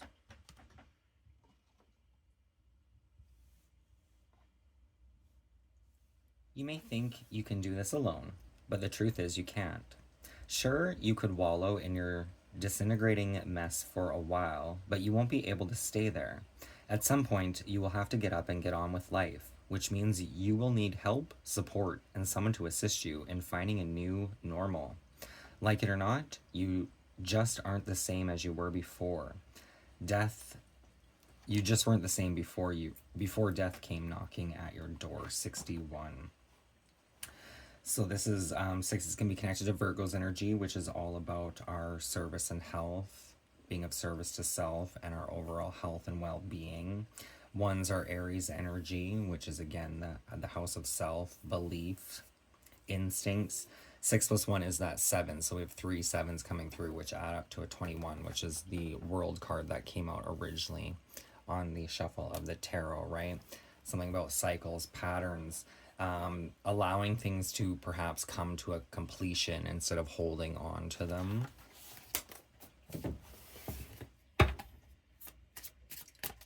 What else? Let's pull the Oracle's advice. What is the overall advice for the viewer?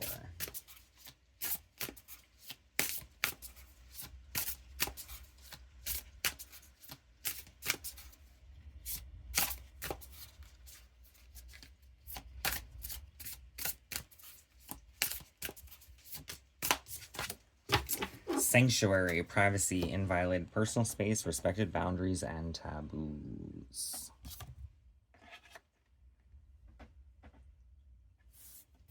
Definitely a call for some time alone in sanctuary, finding moments and spaces to calm your energy, your heart and soul. Cramped quarters, shared bathroom, little privacy. Someone is not respecting you while at your most private moments. Your boundaries must be studied, redrawn, and then patrolled by you. Personal space feels either disrespected or as though it is diminishing. It is time for some space to be off limits to others and only available to you at certain times. This respect will benefit everyone. Reverence for your personal space will flow through to respect for their own needs. Therefore, balance and mutual harmony can be achieved and maintained, creating a flourishing, healthy relationship. So I'm going to pull some affirmations with the affirmation cards.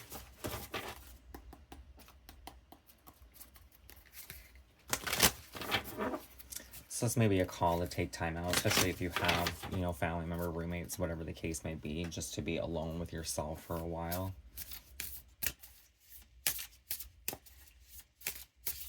Allow yourself to receive some sort of guidance, inspiration, motivation, perhaps, for some.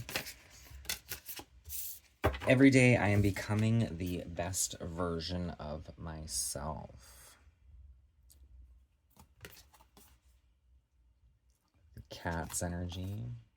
Every day I'm becoming the best version of myself.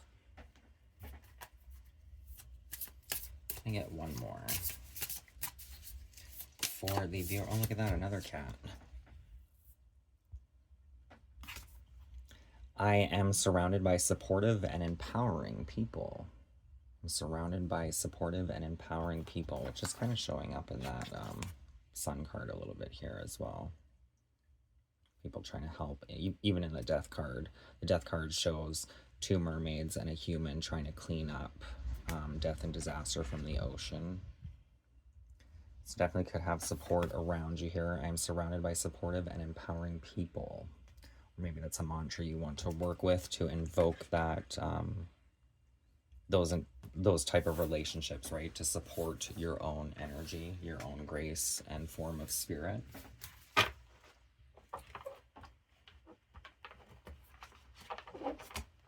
So for the closing message, I'm going to pull an angel of the day. I'm not sure if this deck wants to speak or if the Avalon magic wants to speak, but let's see. Closing message for the viewer at this time, please and thank you.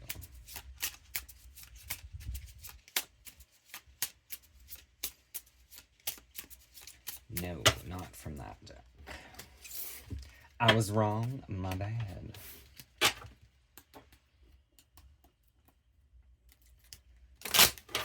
Closing message for the viewer. Every day I am becoming the best version of myself. Closing message for those with July birthdays.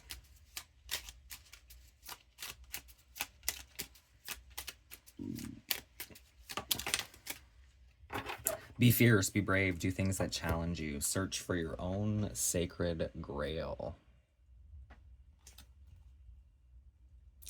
There's that king. Maybe I'm just noticing it's kind of like a wheel here, the Wheel of Fortune, which I was getting in this card actually. 28 twos are connected to our personal values, self-worth, and possessions. So how we feel about ourselves can be reflected in our possessions. Eights are Scorpio's house, which is connected to the death card as well. The transformations of life, death, and rebirth, cyclical nature, transformation. 2 plus 8 is a 10 though, which is kind of giving me this Wheel of Fortune. But what I'm actually seeing in this is like a compass, and it's almost like seeking in different directions here for your own sacred grail. There may be different like elements that kind of complete you, so to speak. Be fierce, be brave, do things that challenge you, search for your own sacred grail.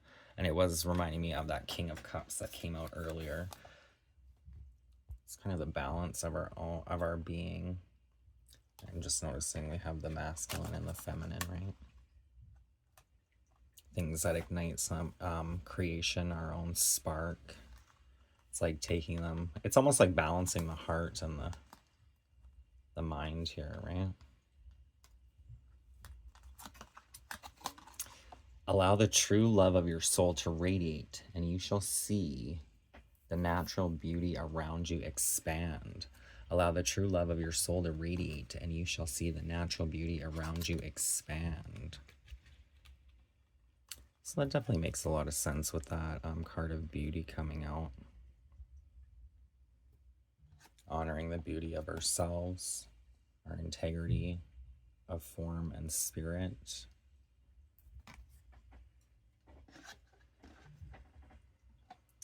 That is the reading I have for those who are born in the month of July. I hope it resonated. I hope it helps you on your journey. If it did, please feel free to hit that thumbs up. Don't forget to subscribe. That'd be greatly appreciated. My PayPal link will be in the description box below, as well as all of the decks I have used in your reading. And I will see you next time. Thank you for watching. Bye for now. So those of you that are born in August, we have the present, gift, treasure, revelation of own value, and nowness, number 12. 12 is connecting me to the house of Pisces, which can be the house of sacrifice and rehabilitation. Small sacrifices for long-term rewards, so to speak. I did go ahead and change the wax in the Scentsy. It's freshwater sage. If anyone can get a hint of like rain and really like clean sage, it's actually quite a beautiful fragrance. But I'm going to pull another card here. Anything else that applies to the viewer's current energy with the present. We have visions, psychic images, clairvoyance, seeing, and out-of-body travel, which I was kind of picking this up in the 12 with the Pisces energy. Pisces can be connected to our dreams and fantasies as well, so you may be receiving divine intuition here.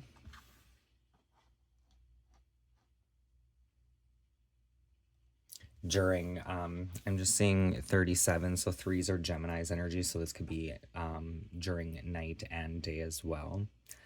During, like, perhaps your dreams as well as your daily life. But it's also about networking and communication with yourself and the divine here. 7s are Libra's house, which is the house of balance, finding the balance. The focus really kind of is the energy of the present, what's around you, what's going on and in the now, not so much worrying about like the past or the future. 3 plus 7 is a 10, which is giving me the Wheel of Fortune. Things moving in cycles for your benefit. But we're going to get into the Mermaid Tarot to see where the focus should be placed at this time.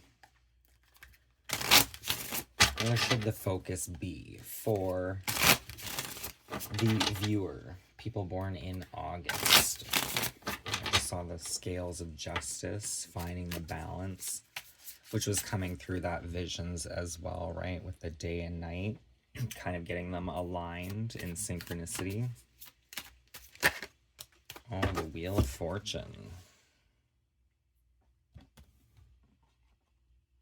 So the Wheel of Fortune in the upright position is usually good karma, focusing on the good things, the positive blessings that are surrounding you at this time. But it's also about things moving in cycles, right? So sometimes you're up, sometimes you're down. It's kind of a day-to-day. Living for the moment in the present is really the only way to get through it. I just opened the description book to the Justice card, which is the card right after the Wheel of Fortune here. I'm just noticing number 55 was the page number I landed on. So angel number 55 may have some significance for you. You may want to look it up. 5s can be connected to the house of Leo, which can be our confidence, pleasure, joy, and contentment. But 5s also represent the midway point, and there are 2 of them.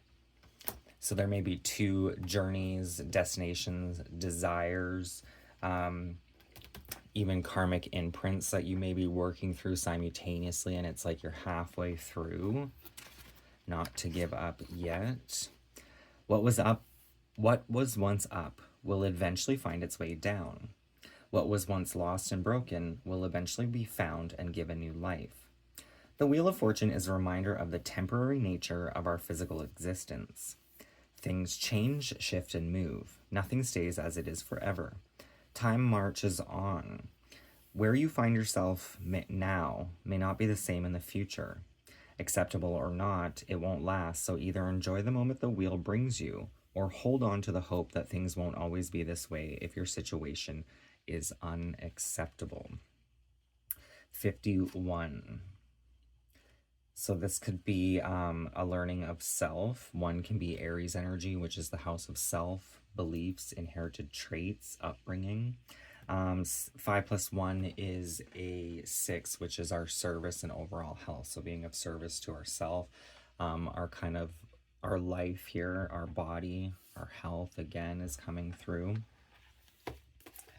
May help kind of clear any confusion with these visions, right? Because the visions sometimes can be chaotic. They don't always necessarily make sense in the present moment. It can be actually down the road in the future where the visions start to come into understanding. But embracing the moment, the nowness, what is going in your favor.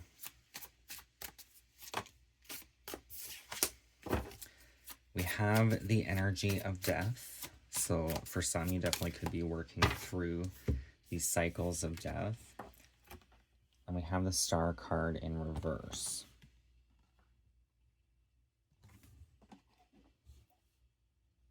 The Star card in reverse, I'm kind of getting for some, there could be a dream, a desire, a wish that you're hoping to manifest that isn't coming through for you. And most likely that's actually happening because it's like on a deeper level, you subconsciously like may not actually want what you're desiring.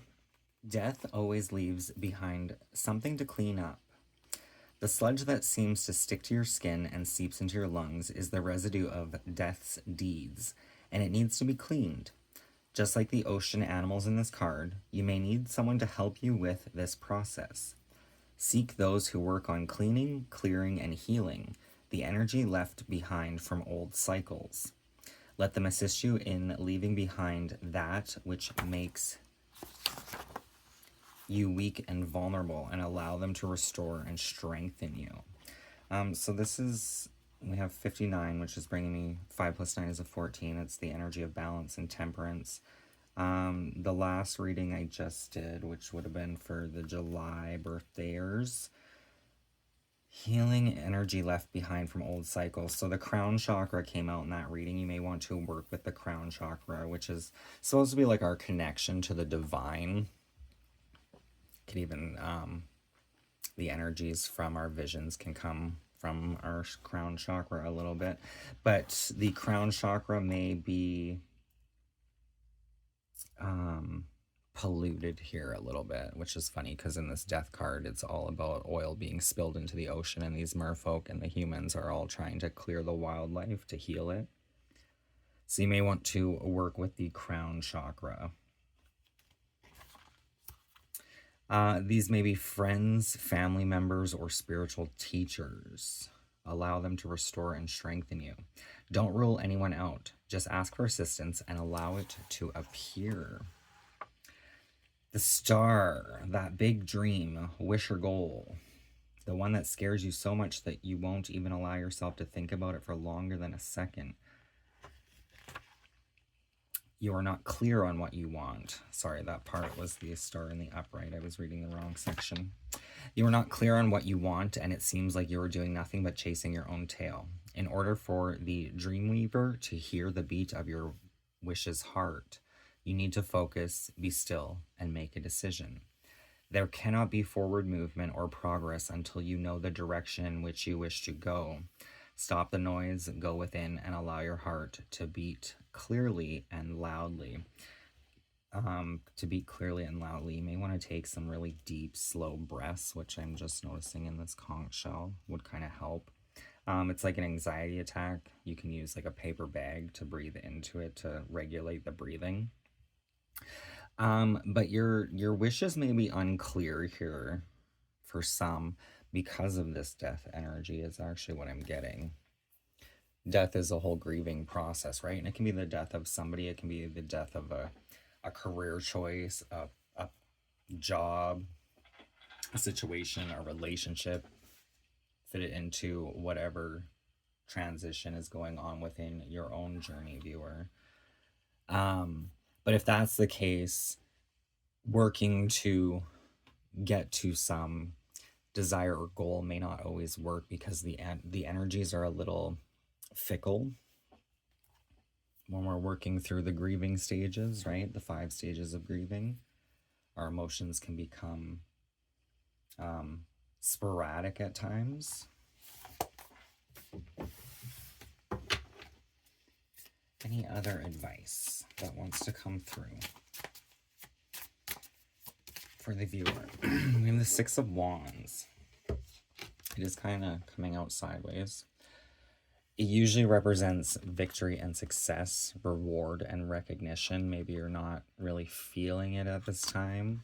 Maybe it's a subtle kind of reward or recognition.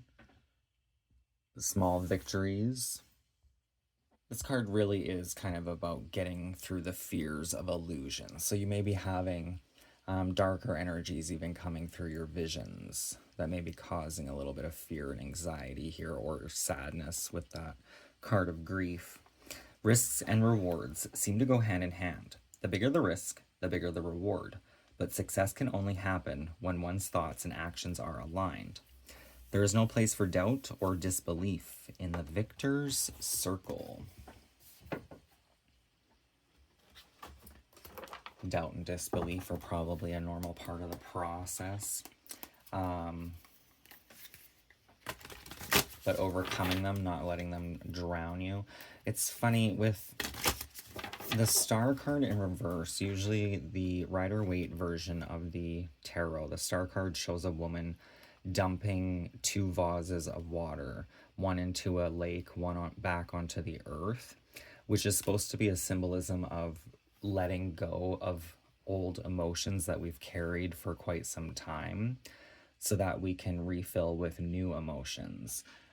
With it coming out reverse, it's almost like you're not dumping those jugs, you're still carrying the emotions, but you also have that death card. So if cycles have ended recently in your life, it's hard to kind of let go of those emotions and to kind of work with them in the present.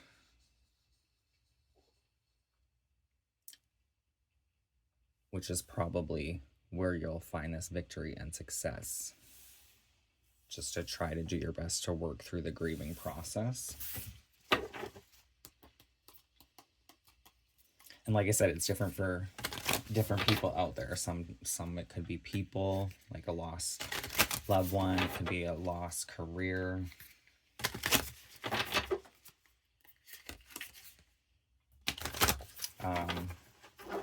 Seeing like the loss of a pet as well, like a cat and a fish.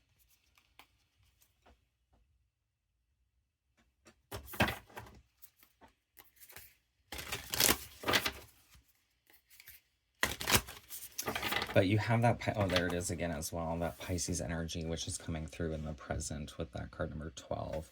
The 12 can be the Hanged Man as well, which the Hanged Man is taking a time out, trying to see from a different perspective. And I'm just seeing in the Star card, she's basically in the Hanged Man position here. Taking a pause or moment to reflect. That Pisces energy, what was I saying about the Pisces? Sacrifice and rehabilitation. It can also be connected to that card of visions, psychic images, dreams. I welcome the day with a heart full of love, extending kindness to myself and others. I welcome the day with a heart full of love, extending kindness to myself and others.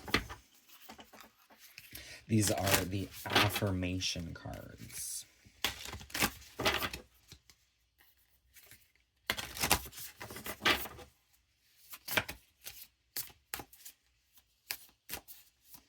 You maybe even with that Star card in reverse. The Star card is connected to Aquarius, but with it in the reverse, I can almost kind of see it like as the fishtail, which is connecting me to Pisces. It is also, they are known as the water carrier, the emotions, right? or even the healing, if you will. So Cancer, Scorpio, Pisces energy coming through. But with that, you may be carrying either emotions or visions and dreams that you've been seeing and aren't really sure how to interpret.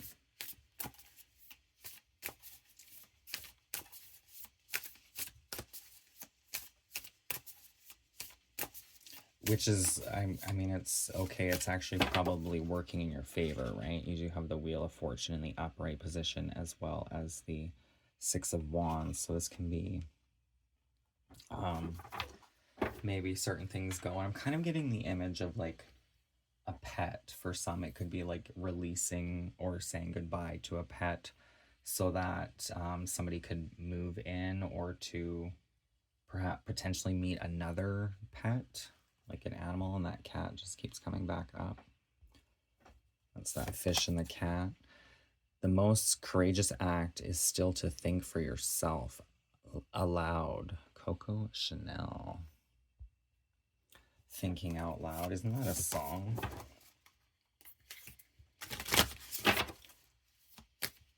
Affirmations. What else do you have for the viewer at this time? We have 2. I nourish my body with healthy choices, starting my day with vitality and strength. I nourish my body with healthy choices, starting my day with vitality and strength. Ooh, Cancer's energy.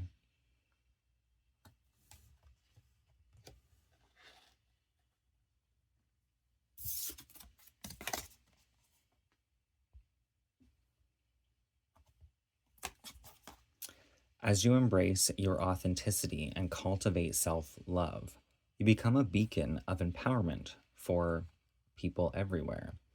Your journey inspires others to embrace their own power and potential.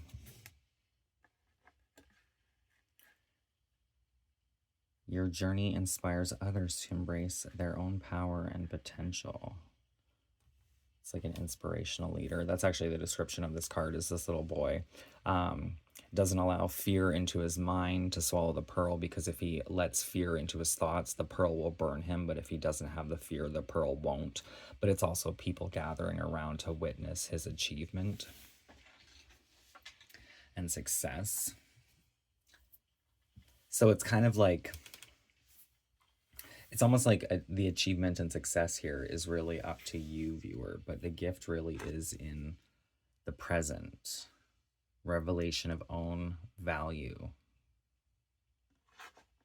What you bring to the table, perhaps. For the closing message, I'm going to pull from the Avalon Magic.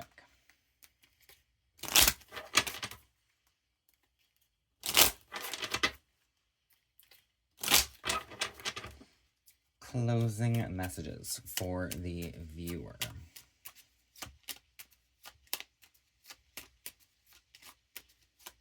Actually, I kind of want to pull you an oracle card of advice here. Advice and guidance for the viewer. With the return of Aphrodite. Temple, birth of the goddess, guidance, goddess energy, and treating as sacred. Number 13.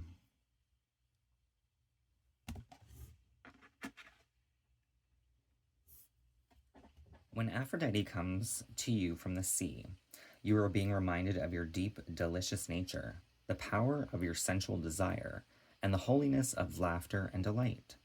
There will be female friends who encourage you to remain free and to find out for yourself what it is you want, and who will praise you and assist you.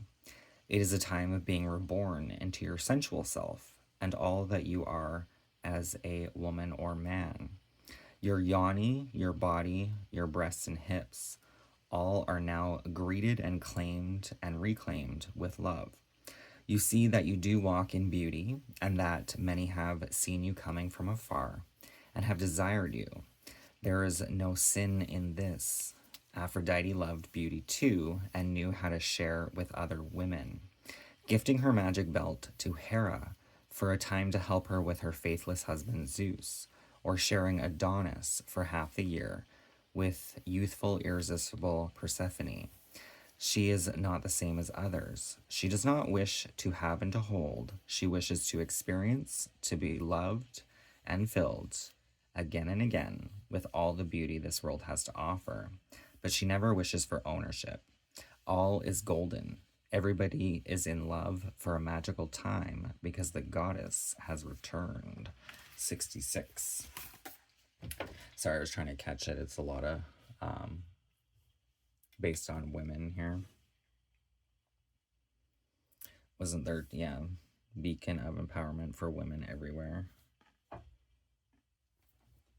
Not everyone needs to be a woman out there, right? Just some of these decks kind of started with more of the feminine imprint. So let's see what the closing messages of Aphrodite are to you, viewer.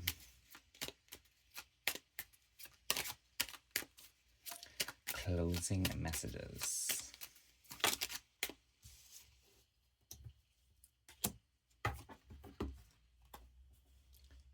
The little owl. Don't be imprisoned by your past. Create a brand new you and hold that vision. The hair of fertility. I'm kind of getting like a time watch sentient being. I don't know how to I don't know why that's coming through or even what that means. I'm just picturing a male hair here, and now I'm seeing like Alice in Wonderland. But observing time somehow could be what you're doing through these visions for some. Life will support the vision you have for yourself. Make it the best it can be. Life will support the vision you have for yourself. Make it the best it can be. And I just want to read this one last card.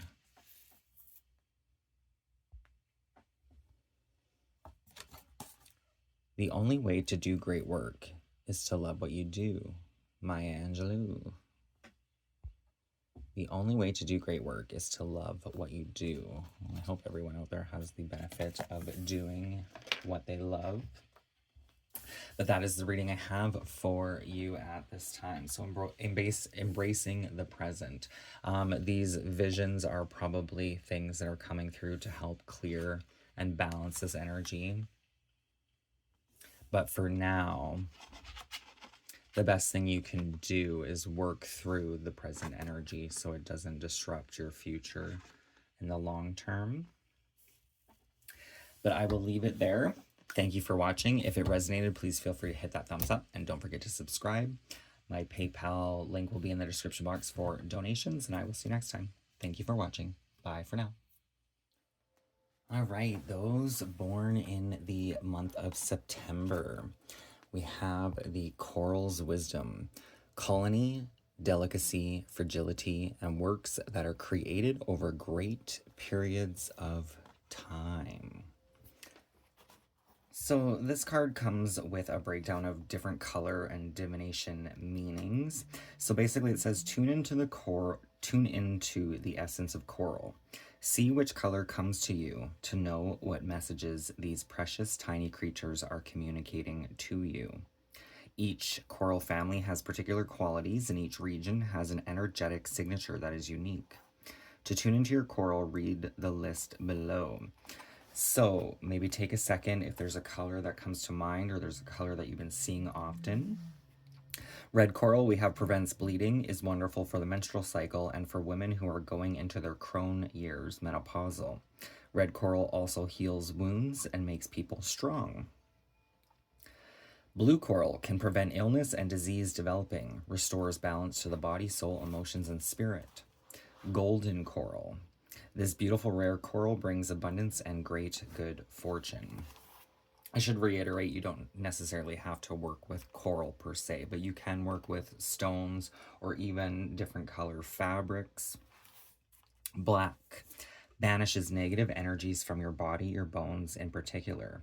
Black coral can assist in banishing disease and in aiding people with osteoporosis. Angel skin coral. This beautiful soft pink coral can be worked with to prevent and to ease skin conditions such as psoriasis, eczema, and sensitive skin and eyes. It also helps with sinus issues, acne, and increases and stabilizes liver function. White coral. Pure rebirth, a time for transformation, allowing yourself to change and develop once again. Love that is unconditional and kind. White coral can also be used to program and store energies. So again, it doesn't necessarily have to be coral. Actually, the guidebook actually suggests about not harvesting coral because it is kind of a rare commodity. Have issues with coral growth in our oceans, right? So probably best not to harvest it. But you can work with the colors, like I said, probably in stones as I'm reading it, like angel skin coral. I'm pretty sure there's an angel aura. Is it angel aura stone? I think that's what it's called. Kind of has like sort of like a rainbow reflection through it. Psoriasis, eczema, and sensitive skin and eyes, so you can work with different colors. There's golden coral. I have a golden, what is it, a gold quartz, I think. It's known as the golden healer stone. Brings abundance and great good fortune as well as healing. So you may want to work with colors. I also want to mention that I switched out the Scentsy wax. These readings have taken me a few days now.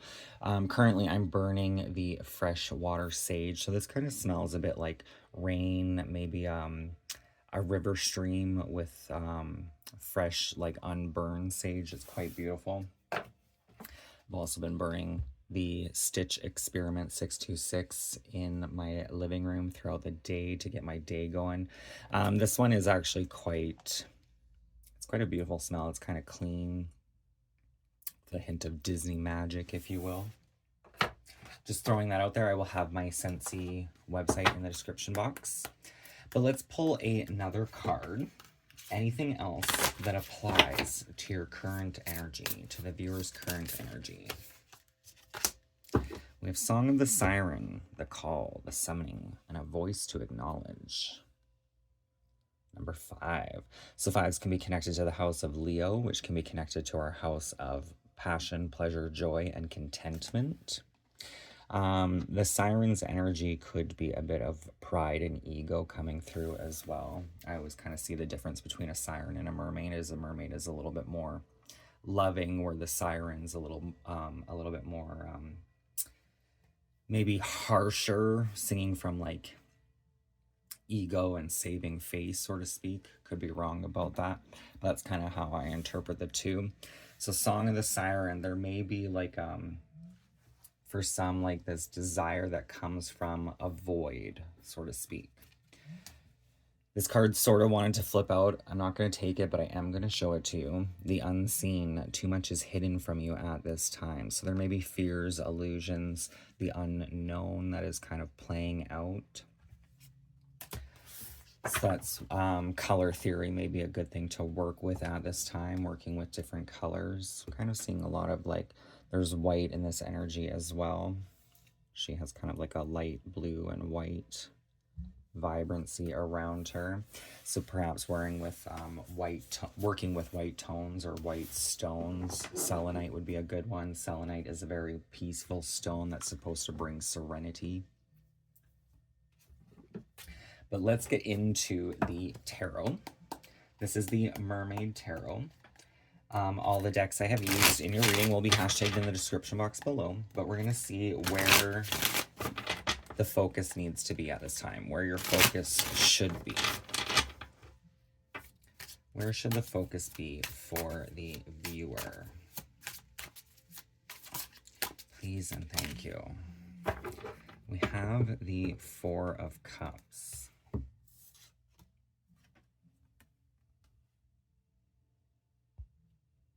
It is kind of wanting to come out in the reverse position. Sorry, my camera's not focusing here. The Four of Cups can symbolize basically obligations, right? Things that we have to tend to, but maybe putting ourselves on the back burner a little bit, not necessarily getting to enjoy our desires, which could be why the Song of the Siren is coming out. There may be feeling like you sacrifice a lot to take care of perhaps other people or other obligations. Could be causing a bit of sadness at this time. Do you know what is on the other side of boredom? Most people don't know how to answer that question because they never break through to the other side. Instead, they feed their monkey mind to rid themselves of boredom. Yet there is something to be said about going deeper, about not giving in to the emotions that plague the mind, and allowing oneself to fully explore why we feel bored, overwhelmed, or even pity. There's a point beyond the boredom when the mind is finally quiet and still. A moment when a magical mermaid can come along and offer you the most magical gift. If you want to get there, you must first release your need to feed your emotions. 101.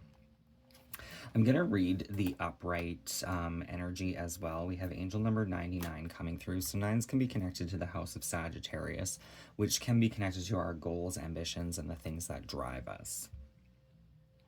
9 plus 9 is an 18, which is bringing me the moon's energy.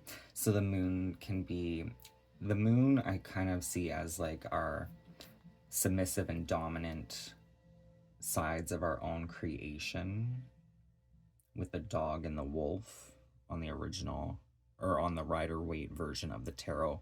There's a path in the middle with a crab walking the path, and there's a dog on one side and a wolf on the other side. They are both of the canine breed, but they represent domesticity and more the wild approach to life, the rebellious side of our own nature. So walking kind of the middle path between. But with the moon's energy, the moon can offer a calmness, a reassurance, but it can also hide things from us. We might not be seeing everything as it truly is. Sometimes getting everything you want doesn't feel like you dreamed it would. Sometimes it's just too much, too overwhelming, and too good to be true. The bigger problem, of course, is that once you are finally manifesting what you want, everyone wants to give you more of the same. Sometimes you have to be very careful what you wish for, because it might just show up. It's kind of how I look at houses, actually. You can dream of like owning a big mansion, but then you got to think of cleaning it and repairs and all that stuff, right? It's kind of like more headache than it's worth.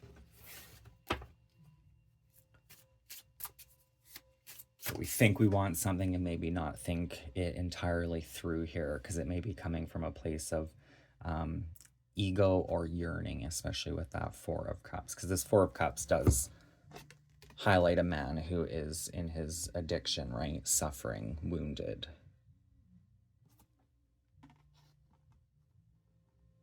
But let's see what else wants to come out. What else does the viewer need to know? Those born in the month of September. 7 of Wands. 7 of Wands can represent a bit of a defensive energy, needing to hold your ground. Perhaps even stumbling upon information that you weren't supposed to. You might do well to tread carefully right now, as you may find yourself somewhere you are not meant to be. It's best to play along and check your ego at the door. Not everything is meant for you, and not everyone is going to want you around. But maybe if you mind your tongue and stay humble, you will be able to find a treasure no one else has ever been privy to behold. We do have the Hangman coming out here. So the Hangman can be taking a moment and pause in reflection here. Working with your own energies, going deeper. This can also be, you do have this kind of energy about not using distractions to avoid your own thoughts, but to take a pause and see from a different perspective. I'm kind of getting the energy with this card. So this card, the description is this diver has basically found Atlantis, right? And these are the merfolk that are guarding Atlantis. It's almost like switching shoes here. Putting yourself, like if you're this person who has stumbled upon something, putting yourself in these people's shoes that have done a lot of work to keep their secrets hidden.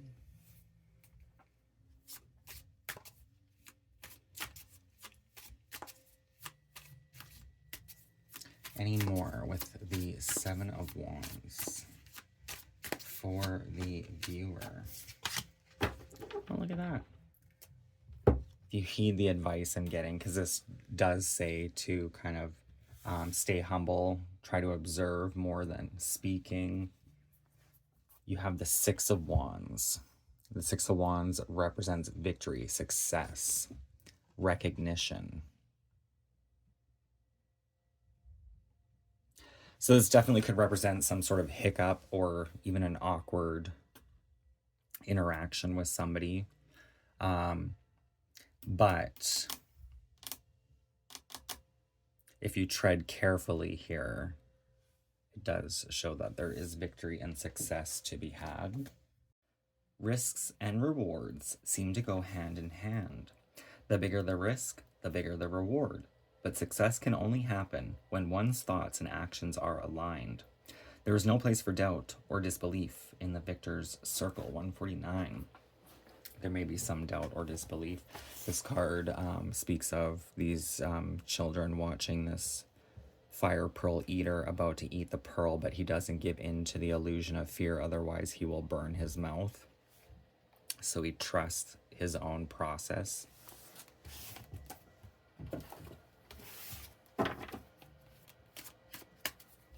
But it does represent victory and success, conquering fears. There may be the odd doubts and disbelief, but this too shall pass, right?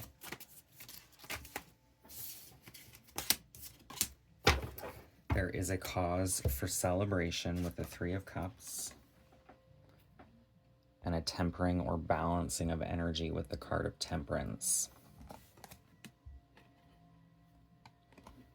And I was kind of seeing that temperance energy being reflected in the Hanged Man, because the Hanged Man, it was talking about getting yourself aligned here, right? Getting yourself in alignment with who you are, your beliefs, what you hope to manifest. There may be a need to think through some things here. You may come up this. I'm almost getting a bit of an obstacle with this Seven of Wands. So it's almost like you could be going for something, after something, whether it's maybe a career, a creation, a person. It's going to be different for everyone out there. But there's kind of like this obstacle or wall that is placed in front of you. And it's really a time to think of how badly you want what you're going for. Is it worth getting through this obstacle to have the success? Or are you being rerouted in a different direction? And you will kind of know deep down which is best for you. Like, you'll hear your own kind of inner voice guiding you in the right direction, and sometimes you may have to trust, because there's the old saying, what is it, the definition of insanity is doing the same thing over and over again.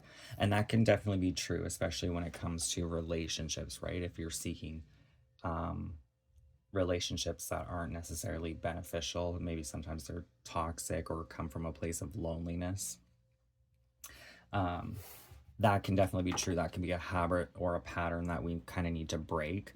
But if you're trying to build something like a business, the definition of insanity is doing the same thing over and over and over again.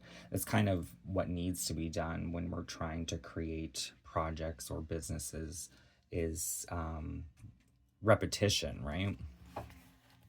As social beings, we need time with others. To keep our emotional, physical, and mental bodies balanced, we need to socially interact with people who make us laugh and understand us. This interaction can be as simple as having a cup of tea, or as complex as playing out a scene in a movie you have all seen a million times. This social engagement will increase your spiral of abundance. This social engagement will increase your spiral of abundance, boost your energy, and promote the vibration of joy through your cells. 97. So this is going to help you reach your goals and ambitions by bringing you balance. Sevens are Libra's house, which is all about the energy of balance, weighing the scales of justice. It's also connected to our marriage and partnership. So any partnership that is has emotional depth to it. So it could be friends, family, spouses, things of that nature. And then you have the card of Temperance. Temperance finds herself in such an interesting position in the major arcana, and it is her position that is key to understanding her full power.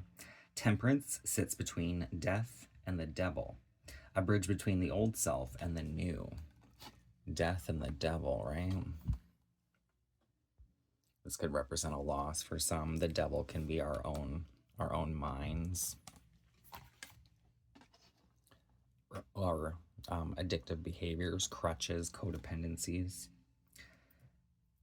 So when you're kind of breaking the old patterns of our old self, there can be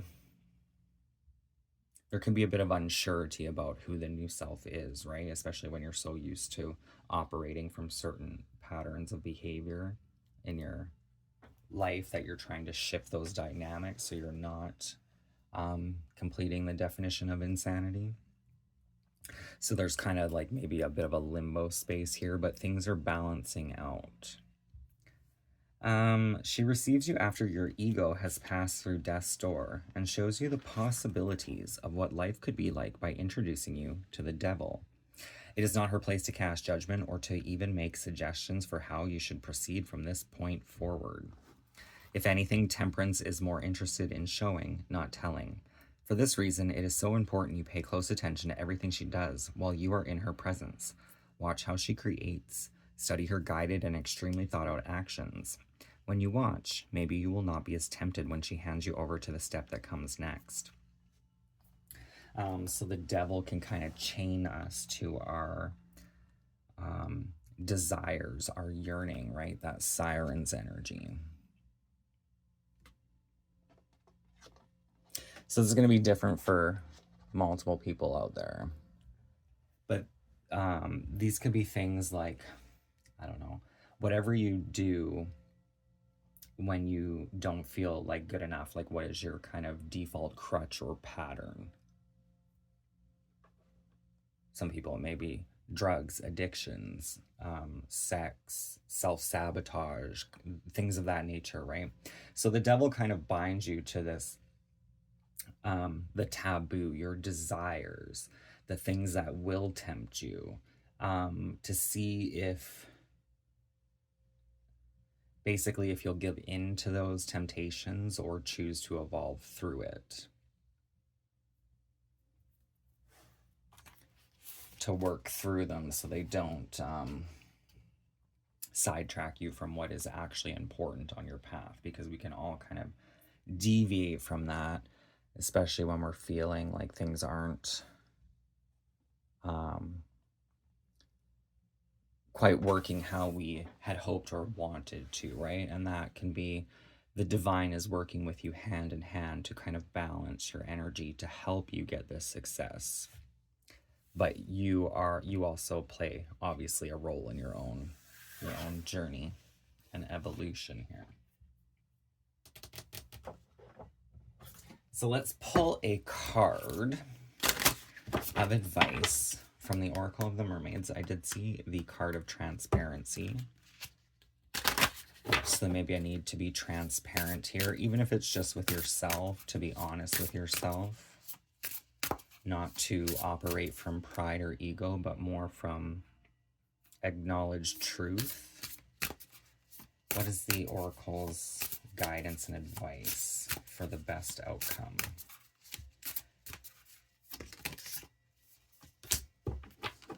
Divination, prophecy, fate, and future fortune. There may be a call for caution here.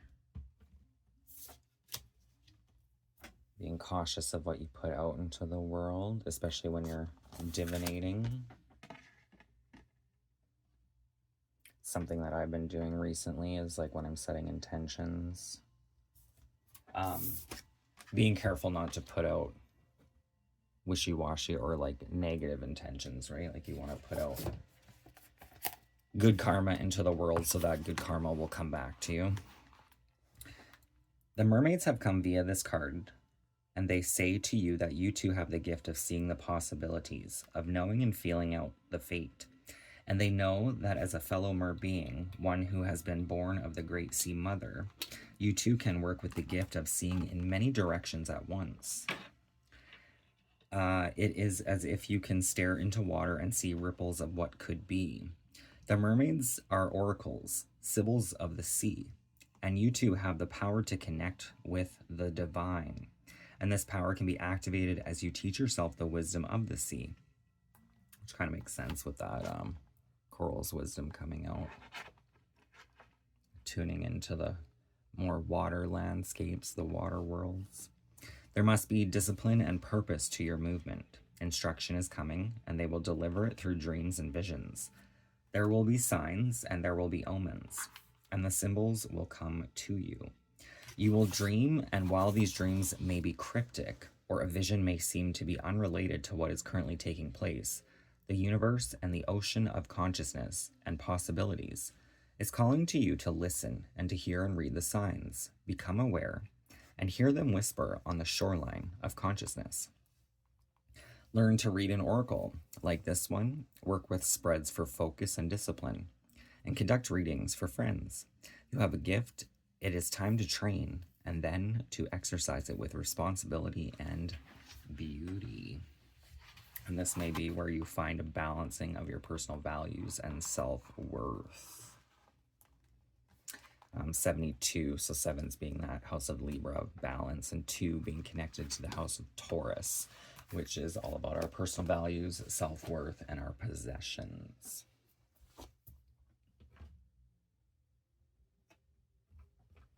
So let's pull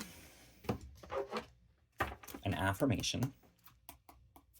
Sorry, I stated in the beginning that these were only going to be like 3-card readings, and I totally went balls to the walls with them.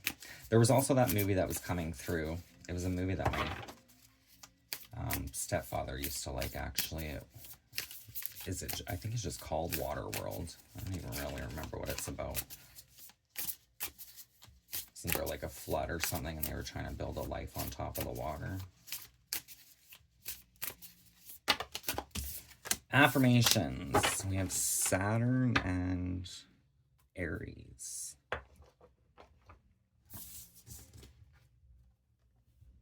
These are the affirmation cards. I am resilient and I bounce back from setbacks stronger than ever. I am resilient and I bounce back from setbacks stronger than ever. And then Aries energy. The Ram. I welcome the morning sunlight as it energizes my body and lifts my spirits. I welcome the morning sunlight as it energizes my body and lifts my spirits.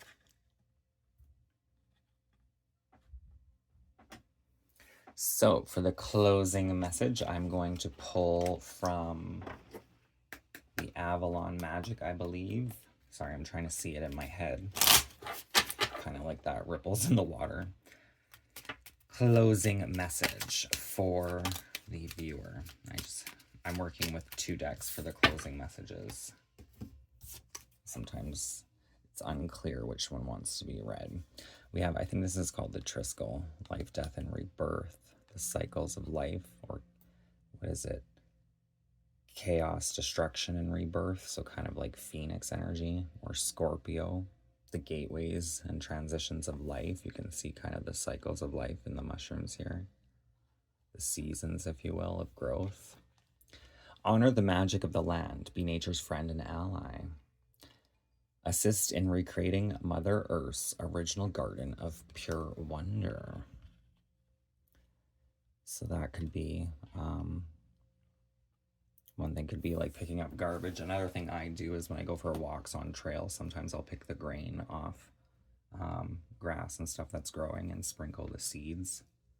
You may want to do that. You may want to plant some vegetation. Connecting to the earth.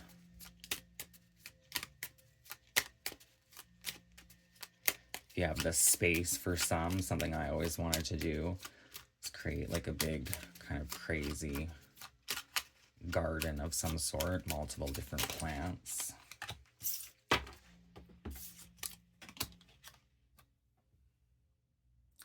Master of Fertility. Be fierce, be brave, do things that challenge you. Search for your own sacred grail. And the Hare.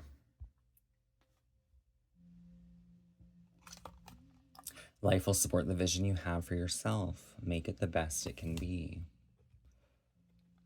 So that is kind of reminding me of that hangman's energy that was coming through of perceptions. It's all in how we view, believe, and see things, right? Even this fire pearl eater can actually consume the fire in his mouth without getting burned because he believes he can. He doesn't give in to the fear. Trying not to give into the fear. Even though, I mean, obviously we all give into fear and doubts at times, so it's not like you won't, but it's like trying to program yourself to believe in the best possible outcome for you at this time or even in the future instead of fearing failure or a misstep, if you will.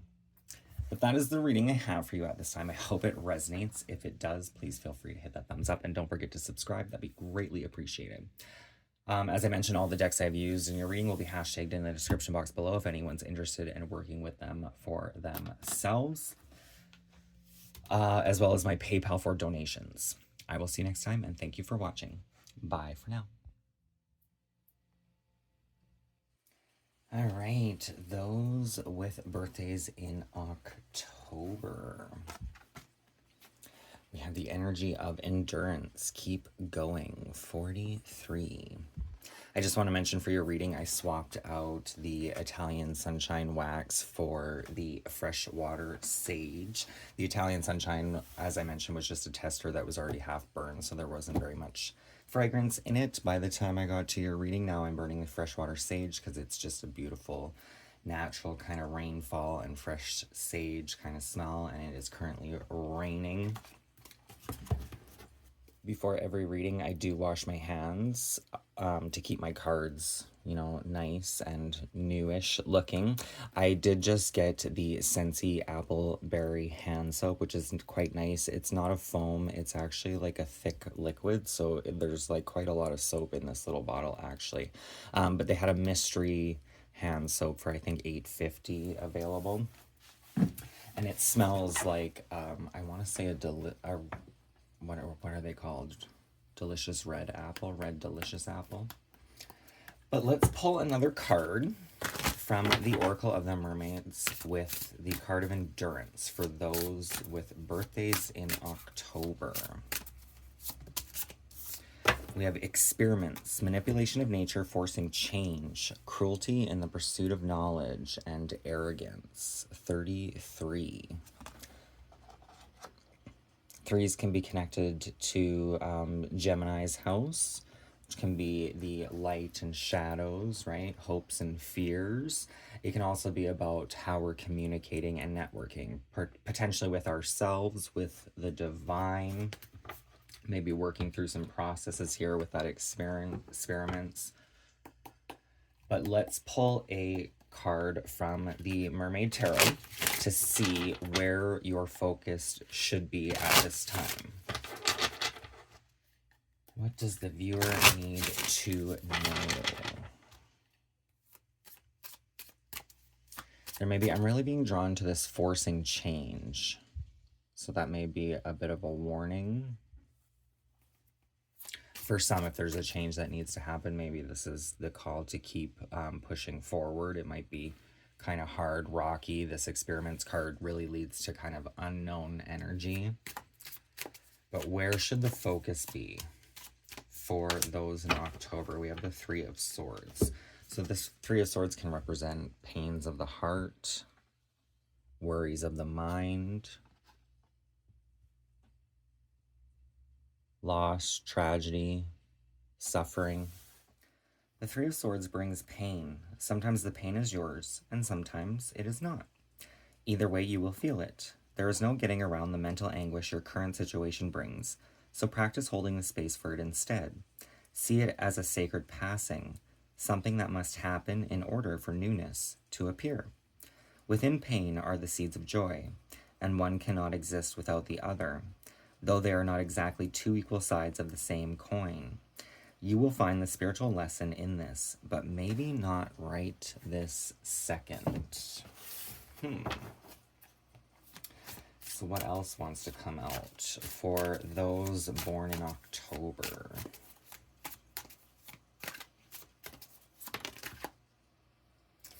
We have the Tower.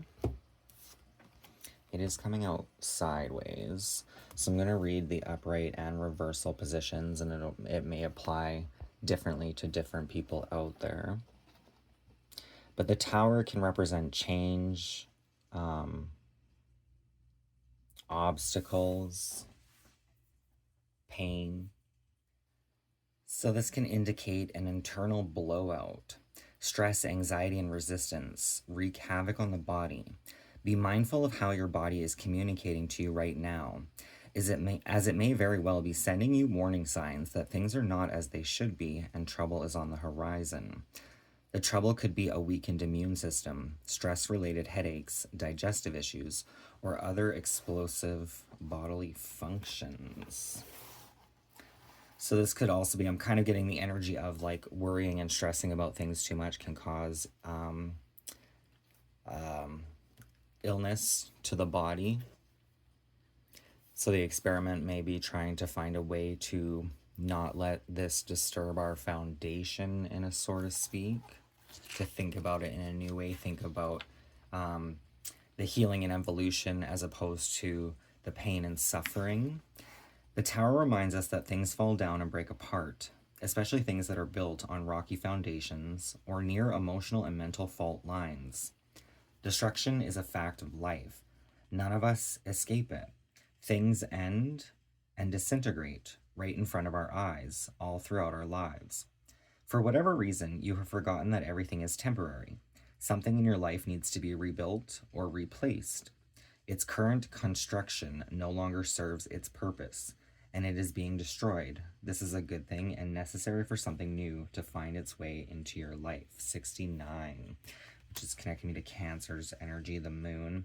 Sixes are representative of Virgo's energy, which is service and health, taking care of our health.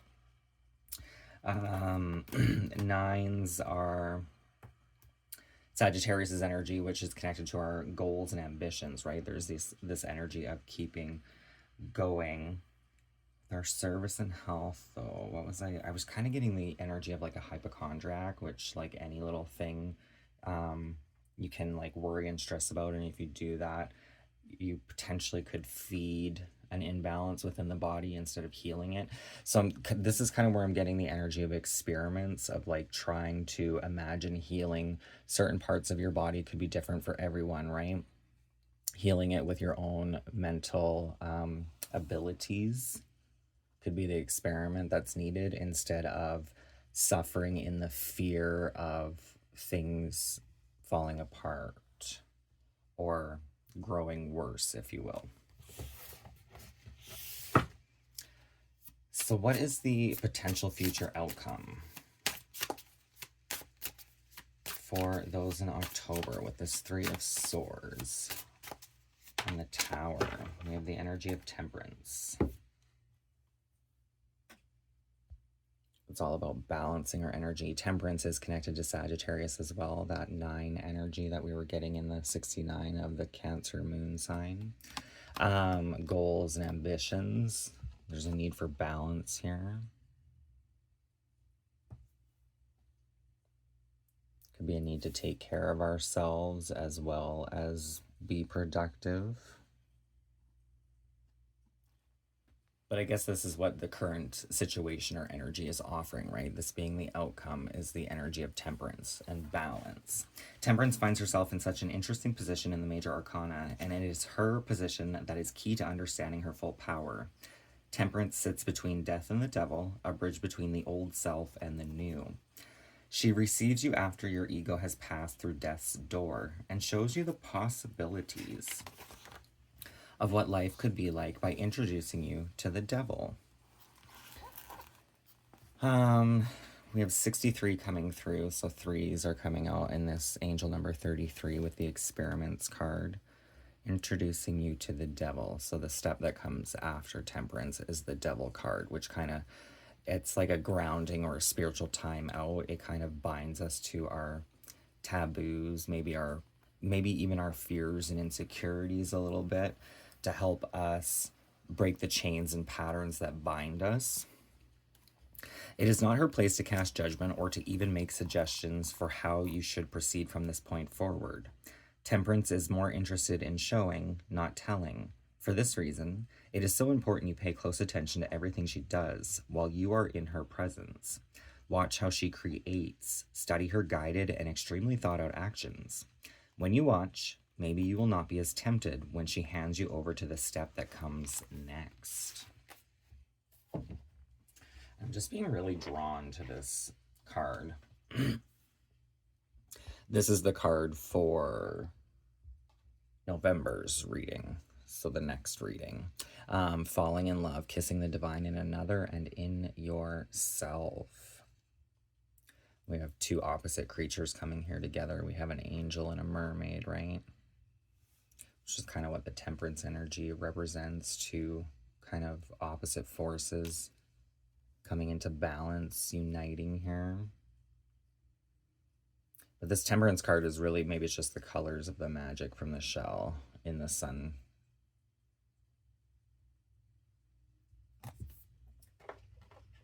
Could be on the horizon for some, but ultimately everything that you're going through, even the pain and struggle, there is a healing to it or a balancing that is taking place. These Three of Swords, I do usually see these as things that need to be resolved. So they could be three like pains of the heart or pains of the mind, right? Something that we may struggle with, struggle to let go, finding a way to release and or accept. Maybe that's why that experiments card is coming out.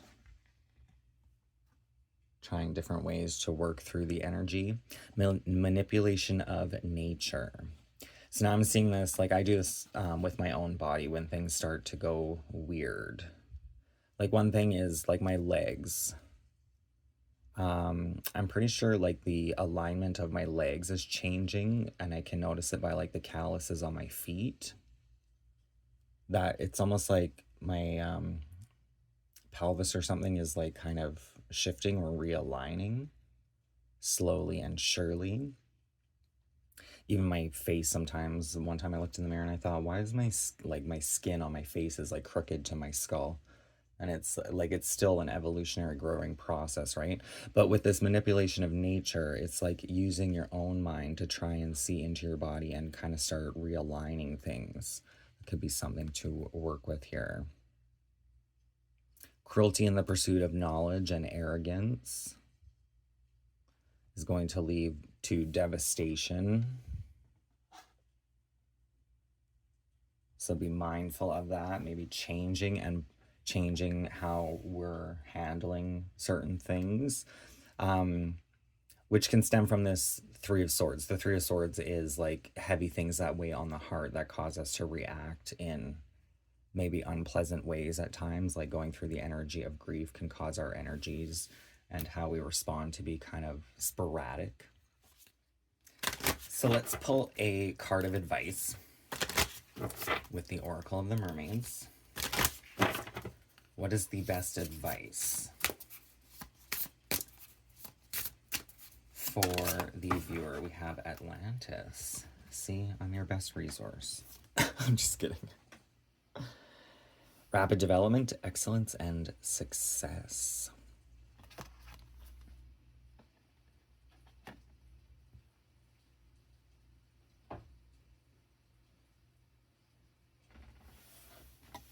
You know what I see on this card, which may kind of make sense to Libras out there?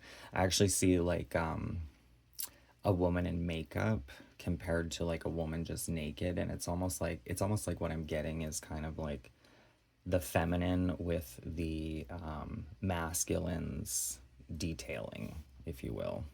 I don't know if that makes sense. It's kind of like the image on the outside being or the image on the inside being like intensified somehow on the outside, which I was kind of getting a mirroring with that. Arrogance, change, manipulation of nature, or forcing change, like things may have to change. But this is also, we're having this energy of changing some sort of pain here so it doesn't disrupt the future in like an unnecessary way. A feeling of connection to crystals, to sea creatures, to being able to heal and work with people telepathically. An urgent desire to do something more meaningful with your life. Past life memories as an Atlantean or even a dolphin, dugong, or other sea creature surfacing.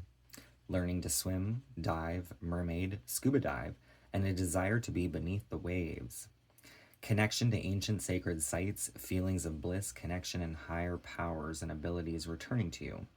A sense of being at one with angels, animals, wizards, and all. A wonderful variety of beings in your life who have so much in common with you. Great powers of communication, less fear, and feeling you have great abilities and fearlessly exploring them, perhaps for the first time this lifetime. Not being so concerned with making a mistake. A sharpening of abilities, an appreciation of science, and the desire to experiment and develop abilities. The astonishment of seeing how quickly you can advance. Flow, high vibrations, and sophistication, logic and brilliance are heightened. Logic and brilliance. So I'm kind of getting the energy. It's almost like studying or learning or what's the word? Kind of improving on something that you're already sort of versed in or well versed in. Like sharpening your skills, if you will, enhancing your skills. We have the Knight of Swords.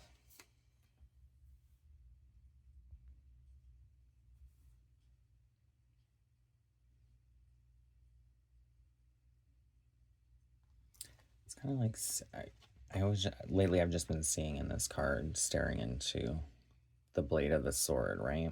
And that could be the experiments. It's kind of like, you ever seen the movie Encanto? How the vision, like one way it's like crystal clear and the other one it's all shattered. It's kind of like what the sword does, right? There's two sides to the sword, so kind of observing and seeing which path forward is the best before acting. If the Knight of Swords has shown up in your reading, you are being asked to commit to an idea. This is not just any idea, but one that will move you closer to your purpose or life's dream. You must be willing to give this idea your full and clear mind and be willing to work with it each and every day, as only this level of commitment will earn you the results you require. So it's interesting with this. This may be a suggestion for some, maybe not for all. Before this reading, I was kind of really getting the energy of working with my singing bowl, which I don't really even hardly ever use. But as I was reading that, I was also getting that image. So there may be some viewers out there that want to work with singing bowls.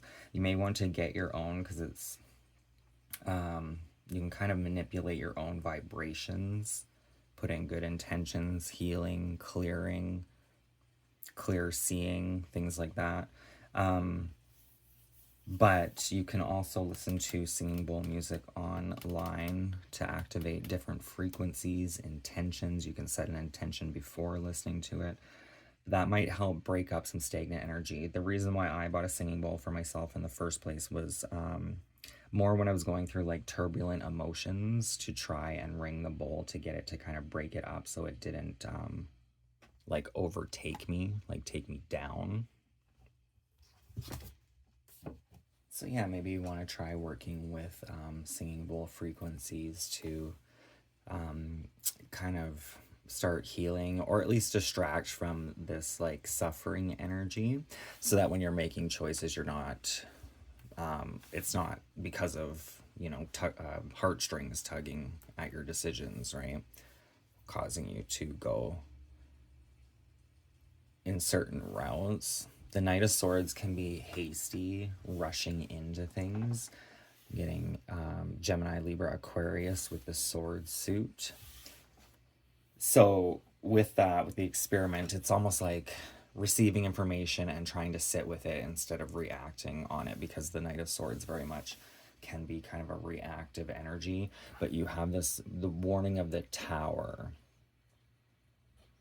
And the Tower can be chaos and destruction. So perhaps sitting with ideas, kind of weighing the pros and cons a little bit here, very much Libra type energy. Maybe that's what you're working on, is coming into your like more Libran energy. I was kind of thinking about that the other day, actually, with the different zodiac signs. Like if they would be a true representation of their own energy, but we're all kind of made up of different zodiac and planetary placements, right? That make up our star sign or our sun sign. So maybe the whole journey is about kind of embracing the energy of what your sun sign actually is, being able to step into that kind of fully realized embodiment. Which is funny because Libra's energy can be very much the scales of justice, right? Right versus wrong, finding that balance, the equilibrium, but it's also connected to the house of marriage and partnerships, which is the next reading.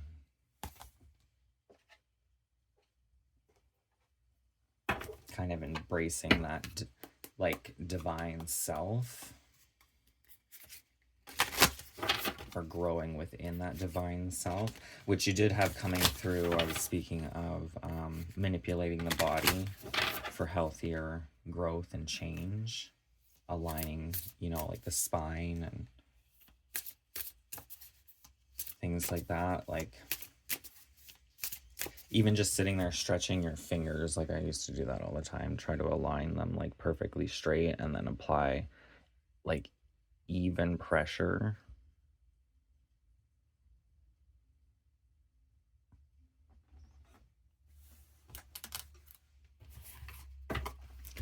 Like potentially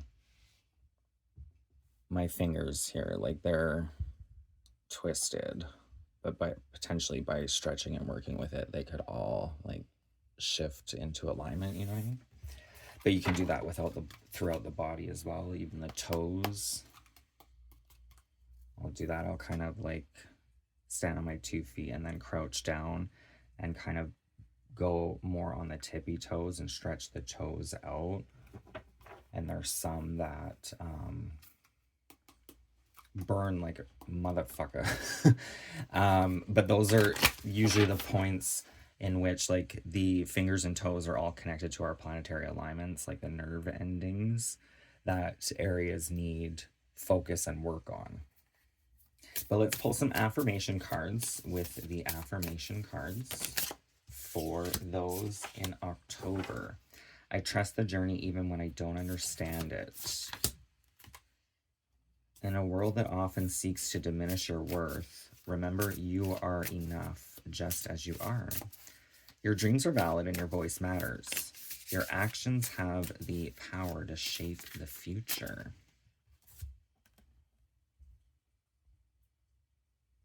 In a world that often seeks to diminish your worth, remember you are enough just as you are. Your dreams are valid, your voice matters, and your actions have the power to shape the future.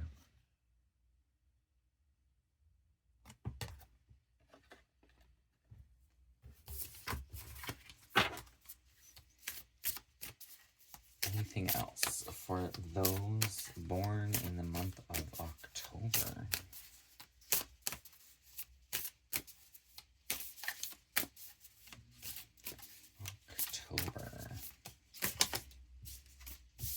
Sorry, there was 2 that came out, but it was kind of a messy shuffle.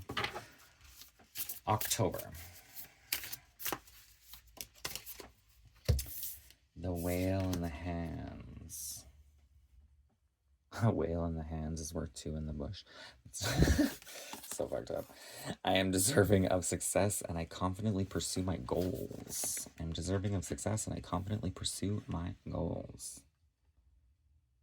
Definitely makes sense with that Atlantean rapid development of the sun's energy. The sun's energy can also be about growth and abundance. Focusing on the growth and abundance that we have will lead to more growth and abundance.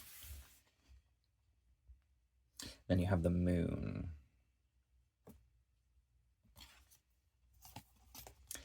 I trust my intuition and make decisions that align with my true self. I trust my intuition and make decisions that align with my true self. Girl, put your clothes on. I'm just kidding. So for the closing message, Avalon, I think. We'll see. We'll try. Sarah's seeing the cards in my head, and sometimes they change on me. Closing message or messages for those in October, those born in October.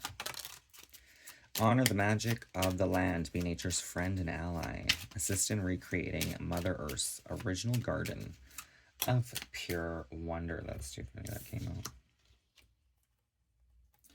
Honor the magic of the land, be nature's friend and ally. Assist in recreating Mother Earth's original garden. And as soon as I said garden, this card came flipping out. I know it's not really a garden, it's more like a stream, but very natural looking. Of pure wonder. Fill up from the healing waters of Mother Earth's sacred springs and connect to her heartbeat. Become as one energy.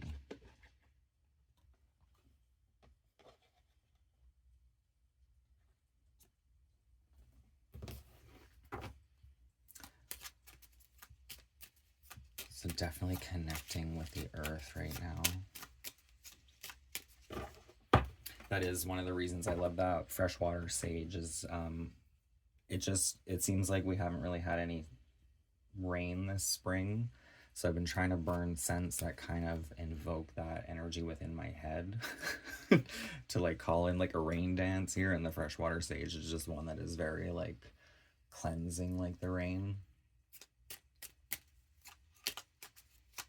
You get caught in the rain. When the rain washes you clean, then you'll know which way to go.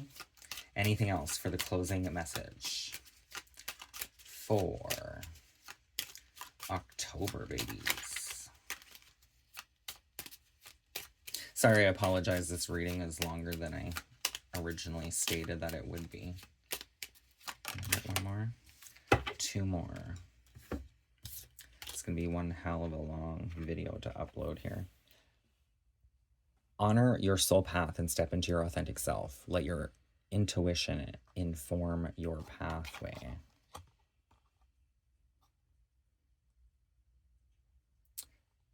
Let me just see. Or maybe it was, yeah. I was going to say, didn't we just see a castle somewhere? Cray cray. And the little owl. Don't be imprisoned by your past. Create a brand new you and hold that vision.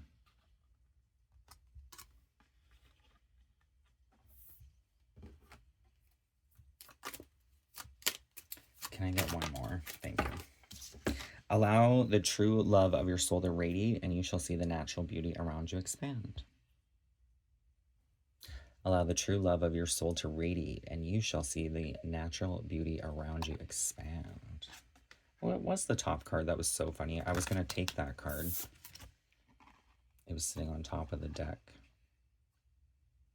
It's almost like, I'm just seeing in this card, it's like pretty much, it's almost like letting you know that you're the light and you have the power to resolve these darker energies that maybe linger around you. But these darker energies with that Three of Swords very much could be coming from within. I was kind of getting the energy of like a mirroring with the description of this card compared to the reverse compared to the upright. It's kind of like an echo or calling or voice within. Could be negative self-talk. Things that were said to us, maybe holding those subconsciously, which could be affecting us externally. So trying to resolve these pains or tensions. Allow the true love of your soul to radiate, and you shall see the natural beauty around you. So that is the reading I have for you at this time. I hope it resonated. If it did, please feel free to hit that thumbs up. And don't forget to subscribe. That'd be greatly appreciated. All the decks I have used in your reading, as I mentioned before, will be hashtagged in the description box below. As well as my Scentsy website. and PayPal account for donations. I will see you next time, and thank you for watching. Bye for now. Those of you born in November, we have falling in love, kissing the divine in another and in yourself. So falling in love with yourself, falling in love with life again. For some, this definitely could be falling in love with another. It could even just be really enjoying another person's company. It doesn't have to be necessarily, you know, romance and spousal love. I'm going to pull another card with the Oracle of the Mermaids. Anything else that applies to the viewer's current situation? A guide, mentor, and a trustworthy ally. So there may be somebody here leading you in the right direction, or available to lead you in the right direction.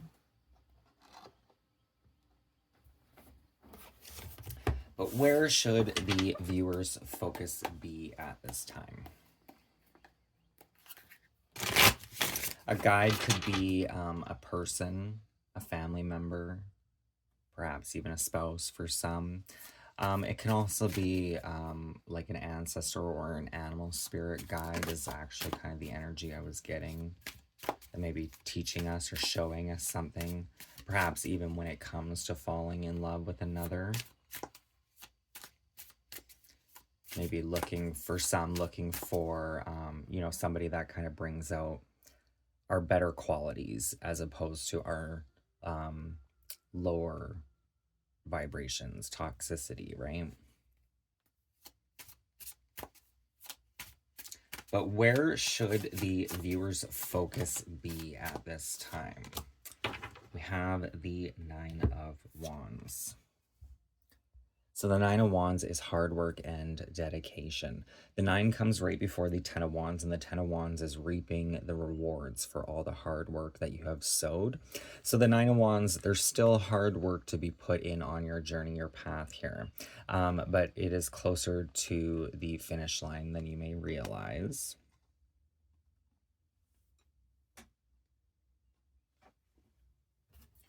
For those building relationships, right? We do have both cards kind of signifying a relationship, whether it's like a friend, family member here, or an actual intimate partner.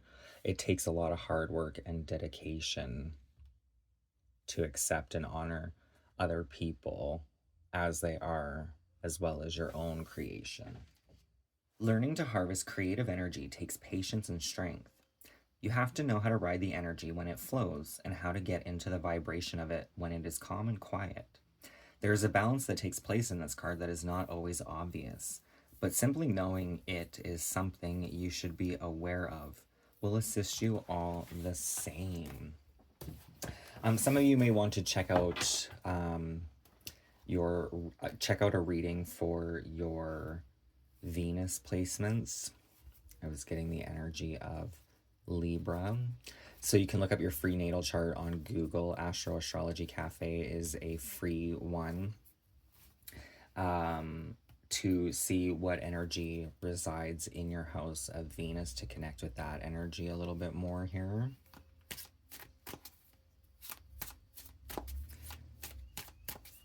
What else does the viewer need to know?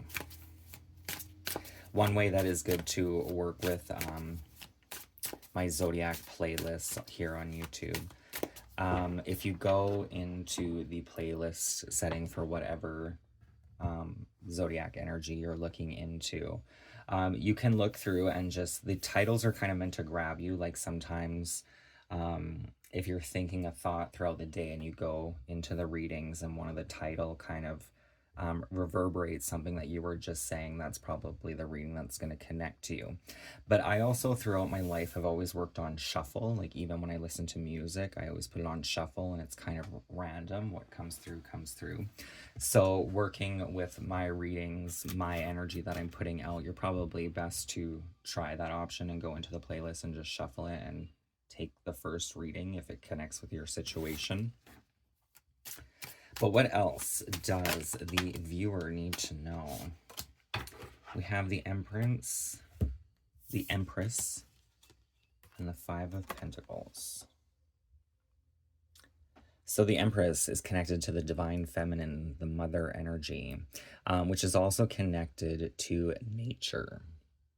Connecting to nature, perhaps being around bodies of water. The Five of Pentacles can be an energy of feeling perhaps alone, suffering in some sort of aspect. If it's not you suffering, there could be somebody around you that may be suffering, and you could have this Empress energy to offer them some sort of guidance or insight. The Empress, full of potential, both literally and metaphorically. Everything she does is to bring new, loving, creative energy into the world. She knows what it takes to see something grow from an idea, from something intangible to a physical, tangible thing. She understands the amount of time, energy, and commitment involved in the process of creation. Now she asks if you understand as well. Nothing worth creating will be quick and easy. It will take its toll and push you to the edge of your limits and beyond. And the Empress knows that it will all be worth it in the end. It's very much reminding me of this energy of love and partnerships as well. Nothing worth creating will be quick and easy. And enduring love is hard, painful, irritating sometimes, right? It's not always a joyride, that's for sure.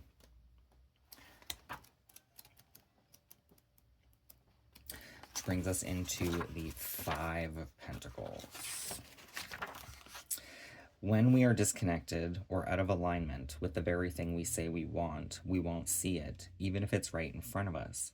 This card is a warning that your current point of attraction is being guided by the problem, not the solution. Change your mindset and you will see the beautiful mermaid and all she has to offer. So I'm kind of getting the energy for some. This could be like a void, something that we feel is lacking is where our attraction is actually coming from.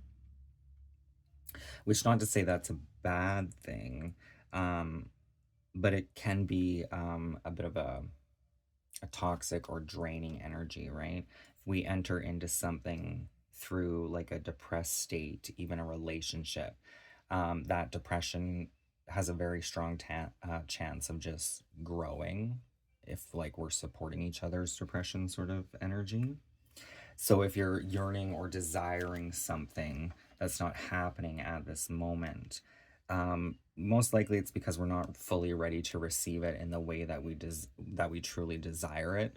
So there's a need to just focus on what's in our control at this time with the Nine of Wands. With the Empress, this could be very much a call to creative energy, using different creative tools in our wheelhouse to try to express or release pressure, if there is any, to get in touch with more of our feminine energy. And the feminine energy can be very much that of support, nurturing, kindness, and creation, creating things.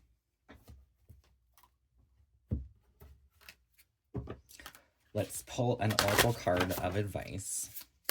What is the overall advice for those born in November?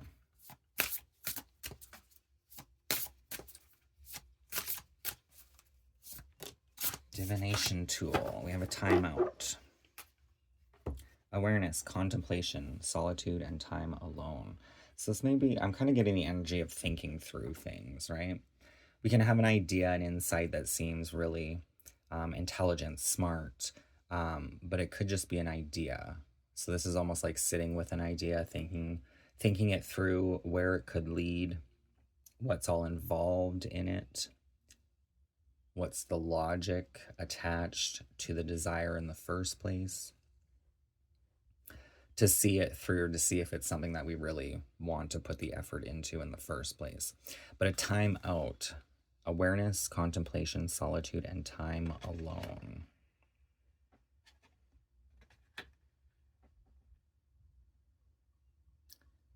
Taking time alone to sit with our thoughts, organize them, think things through a little bit.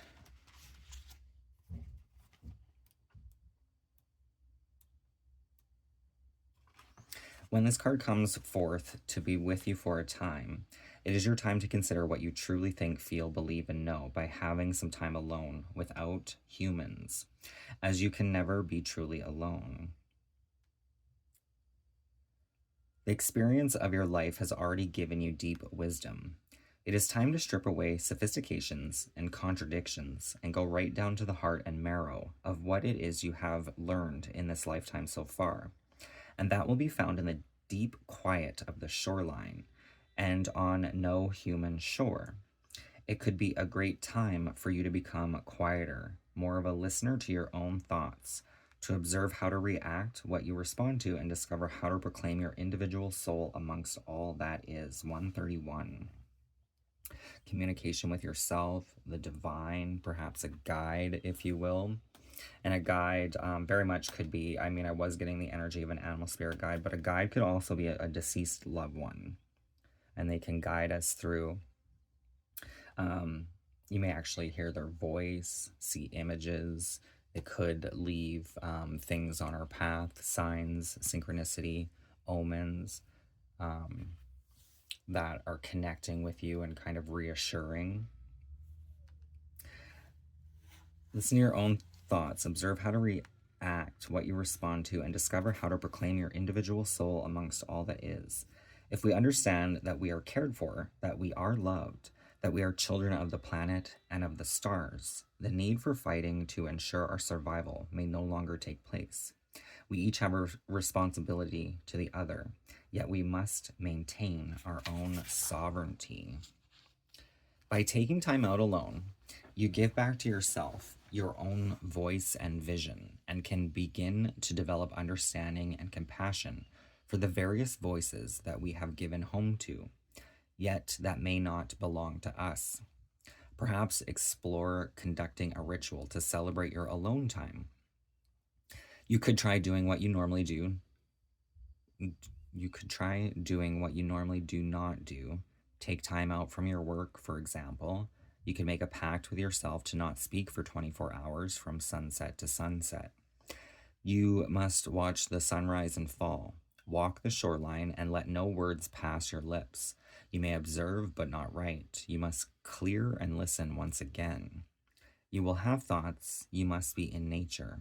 You must be reborn. You must have solitude, and you must contemplate. 132. So for some, if you can, you may want to take a day to do like a vow of silence. This can help distract. Sometimes if we're too much around people and talking a lot, this can really distract from any internal energies that need to be sorted through. I'm just kind of seeing this person sitting on this little island by himself.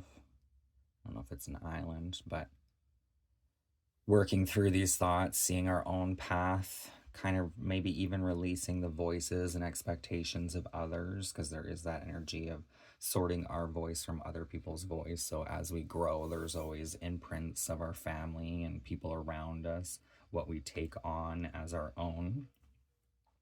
Some of those voices may be accurate and necessary, but some of them may be just preventing us from moving in a direction we desire, maybe even don't know we desire, especially when it comes to the energy of falling in love, right? You get entwined in somebody else's energy and you kind of, you may lose a part of yourself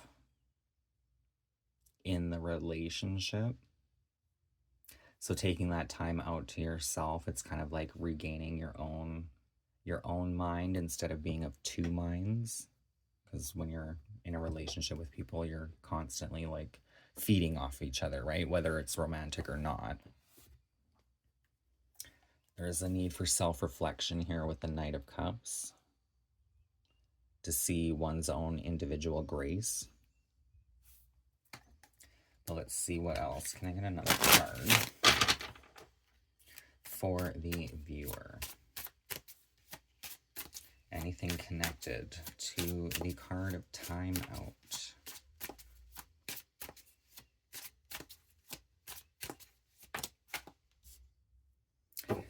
Angel number 77.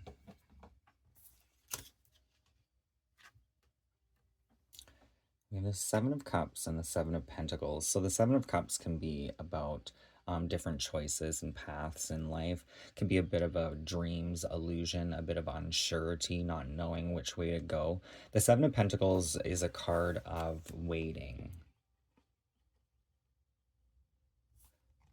It's almost suggesting like there may not be any like need to make a choice or decision at this time. You do have that timeout card sitting there.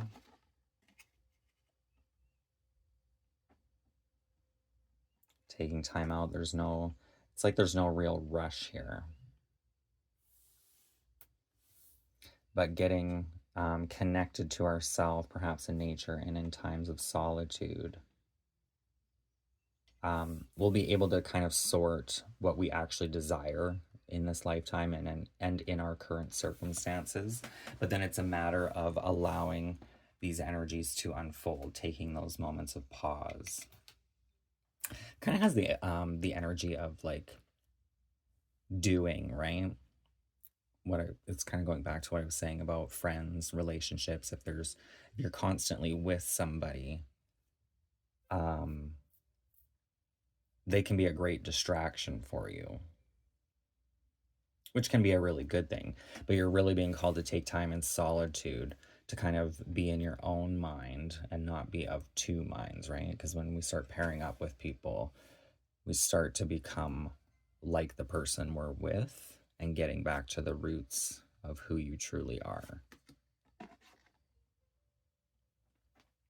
So let's pull some affirmation cards with the affirmation cards.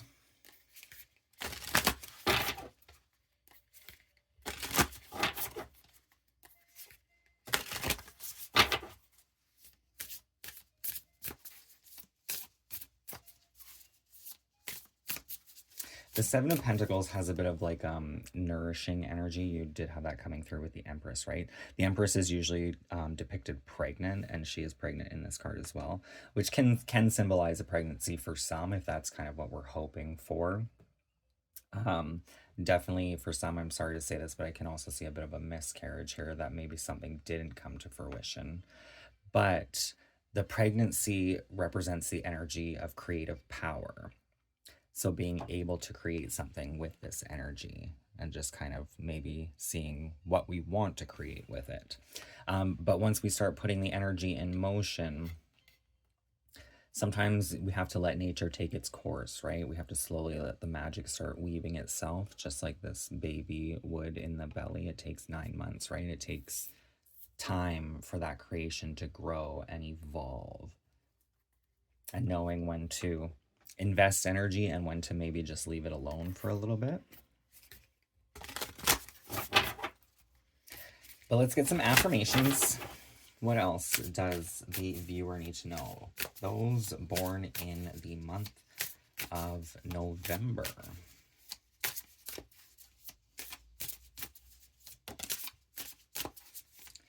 So we have a crystal wanting to come out. We have 4.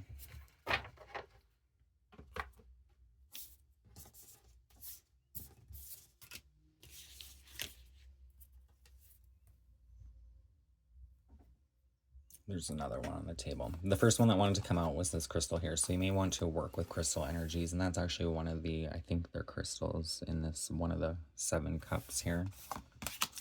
Crystal energies are good for a lot of things.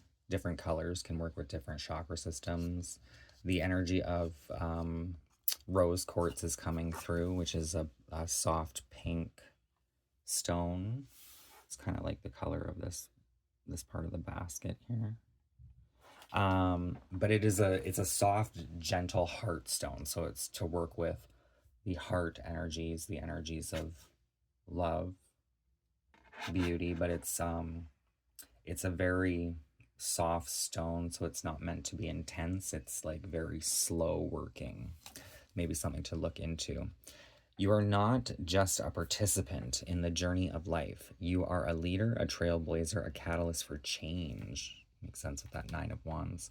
Stand tall, speak your truth, and empower others to do the same. Then we have this kitty cat. Actually, I think it was Virgo that was next. Virgo here, service to self and others. I'm just seeing that isolation, right? Taking time out and stillness and quiet. Going to your room for a few minutes just to be alone without distraction. Taking time out in nature. Never underestimate the impact of your actions.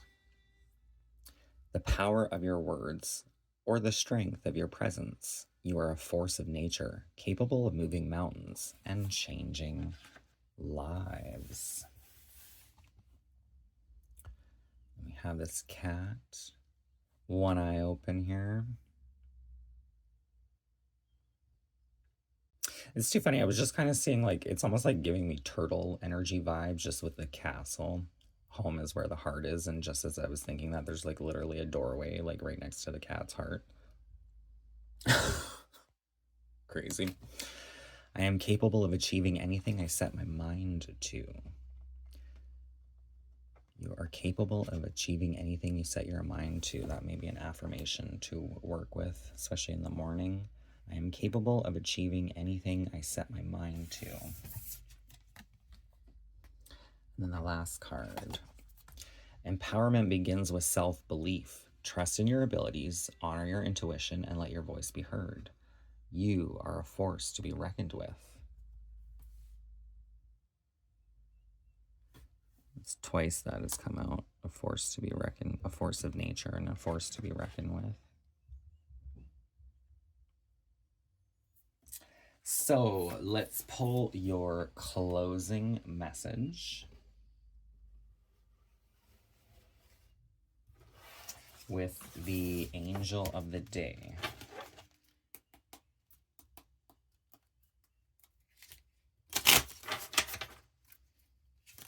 Whew.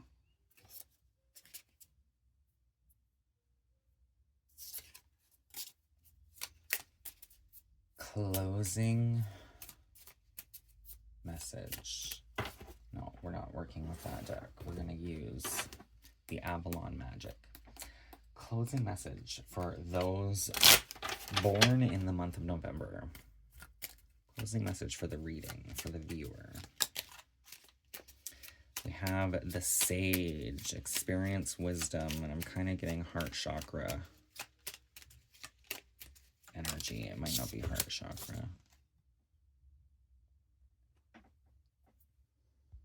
Just noticed that I've never noticed in this card there's like this green flame here, which is connecting me to Archangel Raphael, which is the Suit of Cups.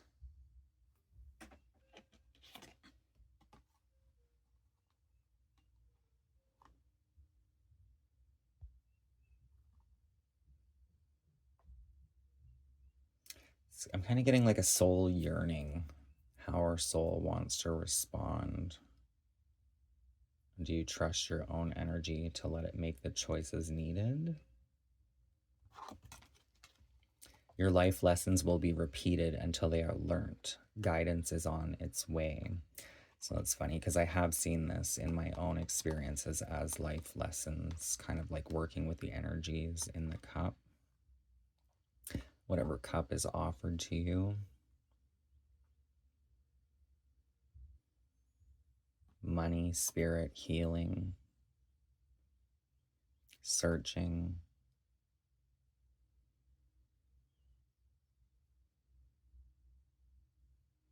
Gluttony, growth, and preservation. I've never read this card like that before, so I hope that makes some sort of sense to viewers out there. But with this Seven of Cups, I don't think you really get to necessarily, these are like kind of lessons of life, and you don't necessarily, for me, it came through a dream, and mine was connected to the dragon.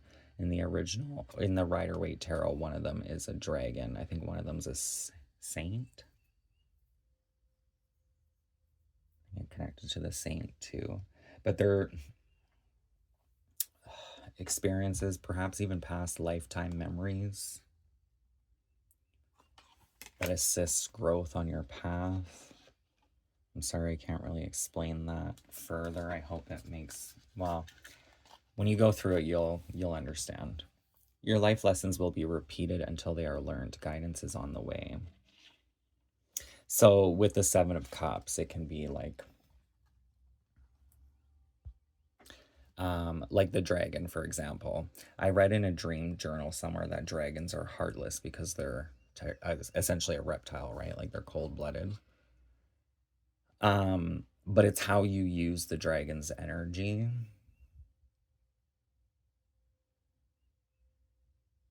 Which the dragon's energy can be very powerful. You could use it for destruction. If you're on the right side of karma or justice, if you will. But you can also use it as like spiritual or ancestral protection.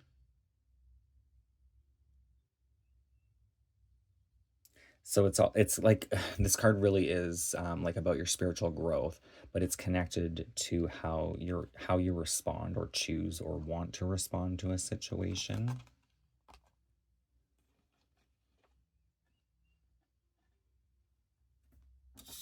It is easy to love and accept the light side of yourself. It takes courage to acknowledge and love the darker side.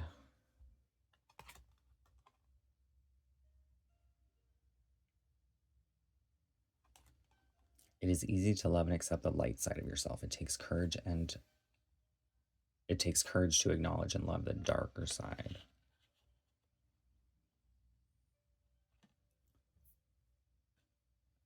So the darker side I could see as you could see it as our more rebellious nature. Could also see it as fears and insecurities, the things that plague us. I can see it as our like taboos. Like I said, that rebellious or even like sexual nature. And I am going to pull the next card for you just because we're talking about your, it takes courage to acknowledge and love the darker side. And the next card literally is this woman who is like all black. Spend time reclaiming your balance. There you will find peace.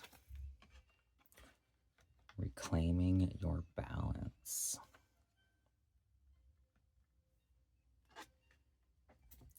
Just noticing that in this timeout, taking time out. But what I'm also noticing in this falling in love card is like two opposite sides of one being, right? You kind of have the mermaid, which is connected more to the water and the emotions, and then you have the angel, which is connected more to the sky, which can represent the thoughts and the mind.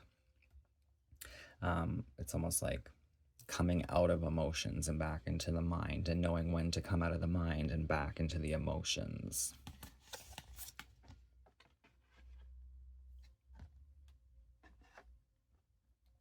You almost with this card, you may want to listen to the song Angel. I think yeah, Angel by Halle Bailey, The Little Mermaid. This card used to remind me of her a little bit, just because she stepped into like, well, I think she stepped into fame. I don't think she was famous before The Little Mermaid, was she? But as Ariel, The Little Mermaid, right? And then she came out with an album, and one of the songs is called Angel. And it's actually, it's a beautiful, empowering kind of song. It's like from the sea to the sky she went, in a weird way. But that is the reading I have for you. Spend time reclaiming your balance. You will find peace. So if you're working a lot, which was coming through in the first tarot card, there's a need and focus for work here. Just focus on the obligations in front of you. But if you're getting really tired and burnt out as well, it's a call to take a time out before you make yourself physically sick or ill, which I don't think a lot of people really do for themselves. They kind of end up overworking themselves to the point that they become sick, and then they have to recover.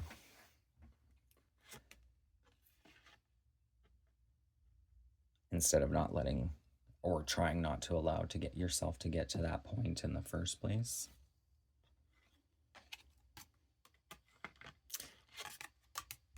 So that is the reading. For some, there definitely could be darker energies more connected to the mother side of your family, the feminines in your life. But the darker side is also usually represented by the feminine anyway.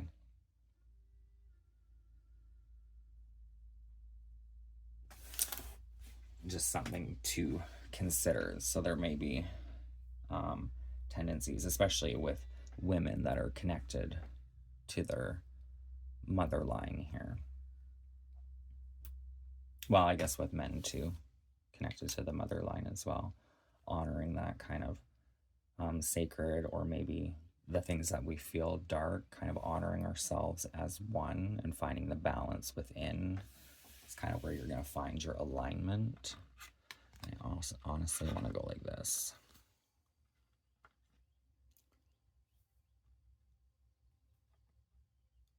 Just because they're kind of looking, it's almost like the mother, the father, and you in the middle here. Finding that balance for your own well-being. So I will leave the reading there. I hope it resonated. If it does, please feel free to hit that thumbs up, and don't forget to subscribe. That'd be greatly appreciated. All the decks I've used in your reading, as I mentioned before, will be hashtagged in the description box below, as well as my Scentsy website and my PayPal for donations. I will see you next time, and thank you so much for watching. Bye for now.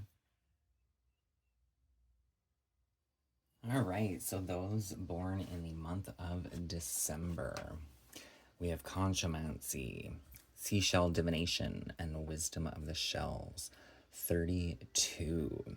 So threes are connected to the house of Gemini, which can be the light and shadow bodies, the hopes and fears. It's also our networking and communication with ourself, as well as the divine. Twos are connected to the house of Taurus, which is our personal values, self-worth, and possessions. So this card really is speaking of actually divinating seashells. So walking along the beach, picking up shells, holding it, tuning into their presence, maybe even slowing down to the kind of rhythm of the ocean, right? Like when you sit by the ocean, it just has such a relaxing presence with the sound of the waves. So you may even want to listen to wave frequency meditations on YouTube. Connect with the water. 3 + 2 is a 5, which is connecting me to the house of Leo. The house of Leo is connected to our joy, passion, and contentment. Even the solar plexus energy, which can be our inner light, fire, drive, and desire. But let's see. Anything else that applies to the viewer's current situation with the Conchomancy? We have a guide here. A guide, mentor, and trustworthy ally. So someone you can rely on to guide you in the right direction. We also have a call to sacrifice. There are those worth making, and there are those that will destroy you. 11. I'm seeing 11 in here as well. 3 + 8, 38 is an 11. So an 11, 11. Love, hope, faith, and trust. But sacrifices. So there are small sacrifices that may need to be made. Especially if you have goals and objectives that you're working towards. But then there's also the energy of sacrificing of self. So if you're sacrificing pieces of yourself, perhaps to keep the peace for others, this could really maybe perhaps take you into like a darker type of energy. You might want to be careful or cautious of that. There is a guide here, so somebody may give you some really great advice, guide you in the right path. It could be even your own heart and soul here. Let's dive into the tarot, though. This is the Mermaid Tarot. Where should the viewer's focus be at this time? Where should the energy or focus be? when it comes to sacrifice and guide. We have the Seven of Pentacles. So the Seven of Pentacles is a card really of like planting the seeds of our future and giving them time, space, and nourishment to evolve and grow. But this can be really a card of pausing a little bit, not rushing a process. You have worked hard and are finally starting to see the results of all those hours working away to achieve your current goals. But you are not there just yet, and now would be the worst time to ever take your foot off the gas. Instead, dig deep and work harder so you can get yourself across the finish line.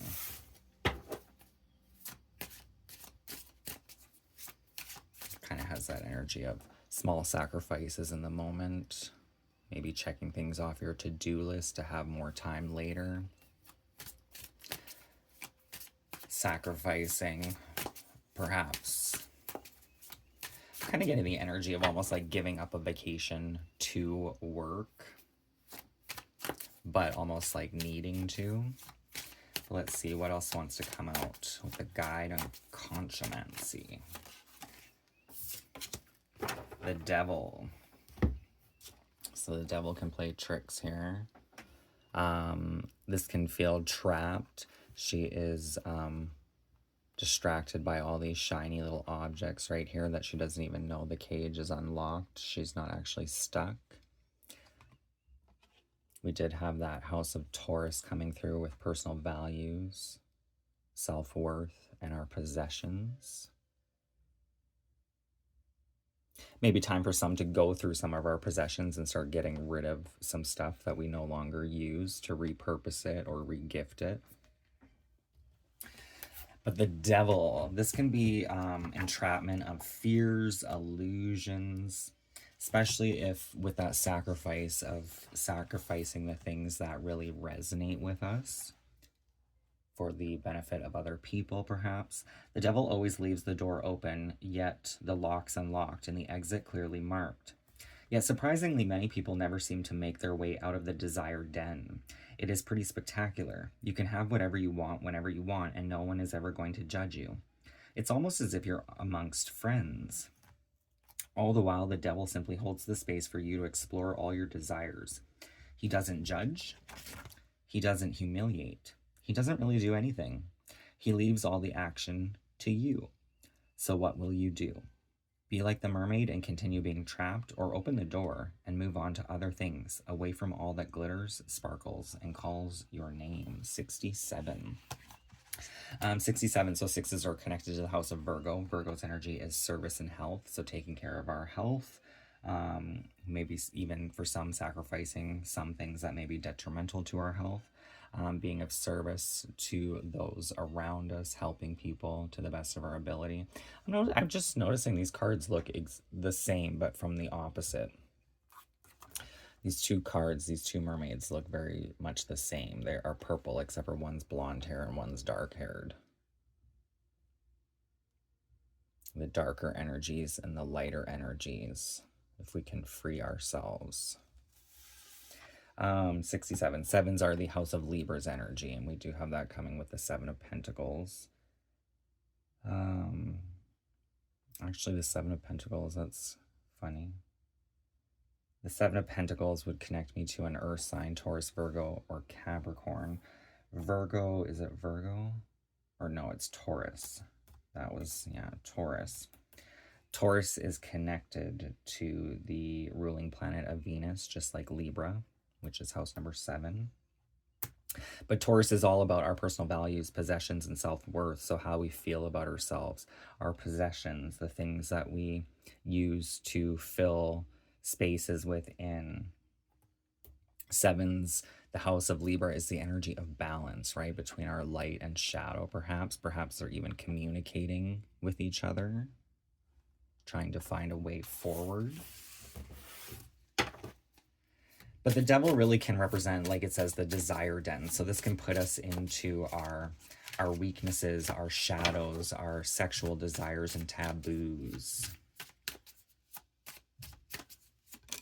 It's like when things aren't going the way we want, we can gravitate to things that make us feel better, but those energies may actually come at a darker price.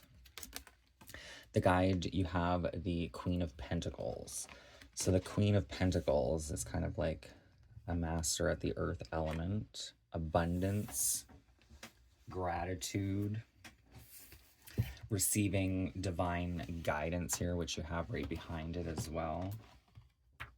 The Queen of Pentacles is a grounded healing force. Self-care is a full-time lifestyle, not just an every so often luxury, which is why her lake is so healing. You can dangle your feet in her lake and feel all the tension seep out of your toes and away from your body. As you sit there allowing her to heal and restore you, she is probing your heart's desire. She is seeing what gift she can give you to help you become the best version of yourself. She is in tune with your karmic path and has a real talent for picking visionaries and innovators. If she has revealed herself to you, she thinks you are worth more than you are currently investing in yourself. That could be what this devil card is here, right? There's like a few shiny objects, but it's really not much. For some of you, you may invest more of your time and energy into like other people instead of back into yourself. So this could be a call to allow yourself to receive.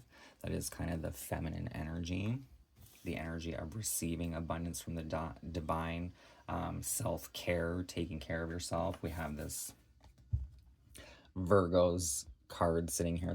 These are the affirmation cards. Virgo's card is the energy of service and health, taking care of our own health, being of service to self and others.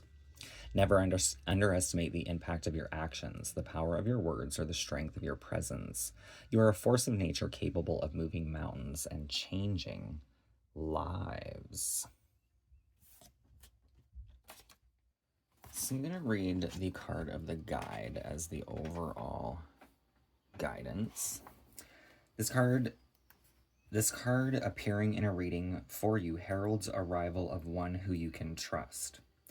A spirit guide wishes to make healing contact with you. They are extremely loving, helpful, and they have personality.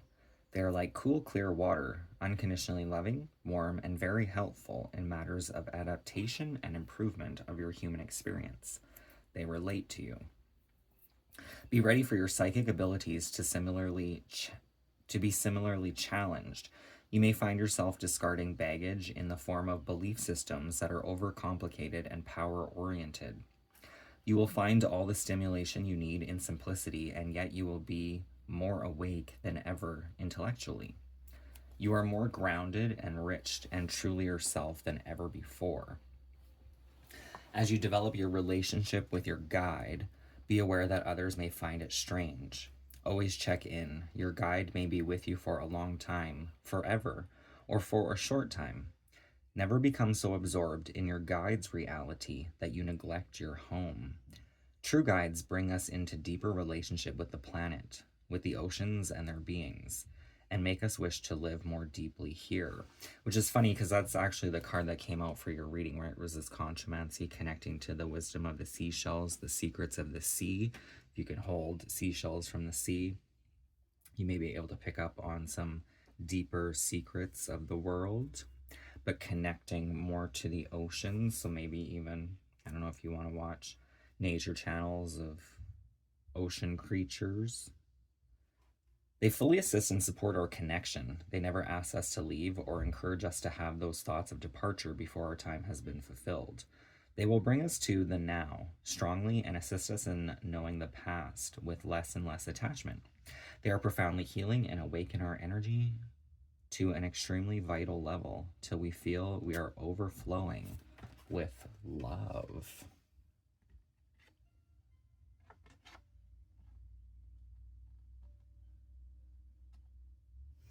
It's kind of crazy with this devil card. In the Rider-Waite version of the tarot, it shows a man and a woman, or a boy and a girl, chained to a cement block, and the devil sits there and just watches them. But this is kind of, it's known as the desire den, like the taboos, our fears, our insecurities, our perhaps even our bad actions and behaviors. It's kind of like being put on timeout. which was kind of actually coming through the last reading, November's reading. Taking time out to ourselves, because this guide card actually came out as well for November's reading. And with the guide card in November's reading, it's like when you pair up with people, you start to become alike, right? Like you absorb their energies. So taking time away in times of solitude to be by yourself, you can kind of get back to your own thoughts instead of just defaulting to whatever sort of relationship this may be. Sorting truth from illusion. But with this devil card energy, there was a suggesting of old beliefs, power-oriented structures, I think, came out.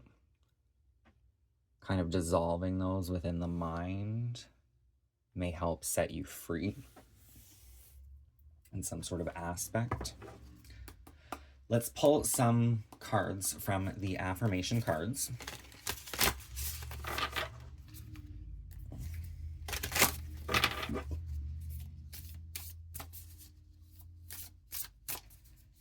What else does the viewer need to know? The viewer's born in December. What messages do you have for the viewer? Especially to help with this devil energy.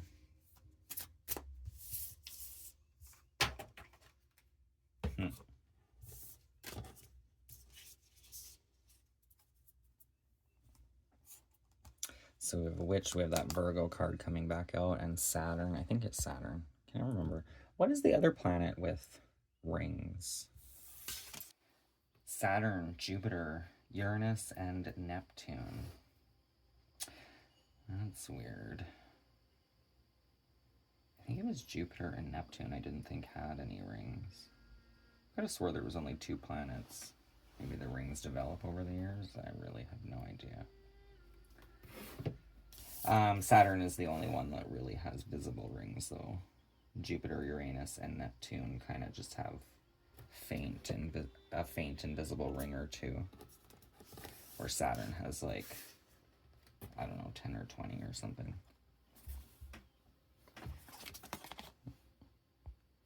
I am a powerful creator shaping my reality with my thoughts and actions. I'm a powerful creator shaping my reality with my thoughts and actions.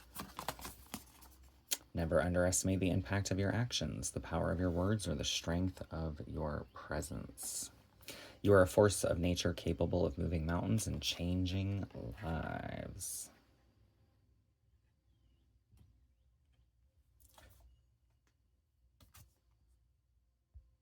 Empowerment begins with self-belief. Trust in your abilities, honor your intuition, and let your voice be heard. You are a force to be reckoned with. These 2 cards came out in the last reading. In November's. I don't know if I should take this or not. Maybe we'll take them both.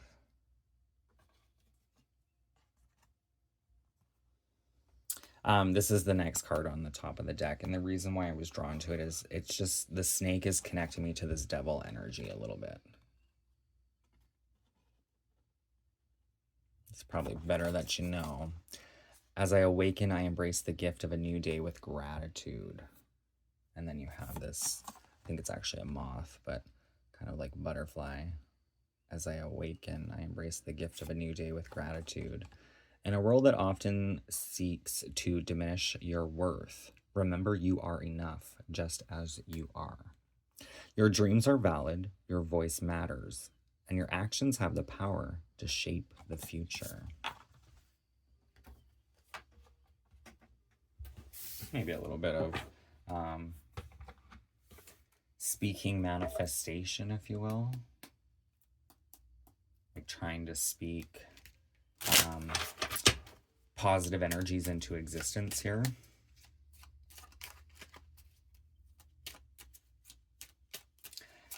What are the closing messages for those born in December? This is the Avalon Magic. For some, there may be like a new start here. That's something. Could be a relationship, could be a job. I was just noticing this bunny, but the bunny looks young. It doesn't look very old to me. But connection to nature, maybe even for some an interest in floral.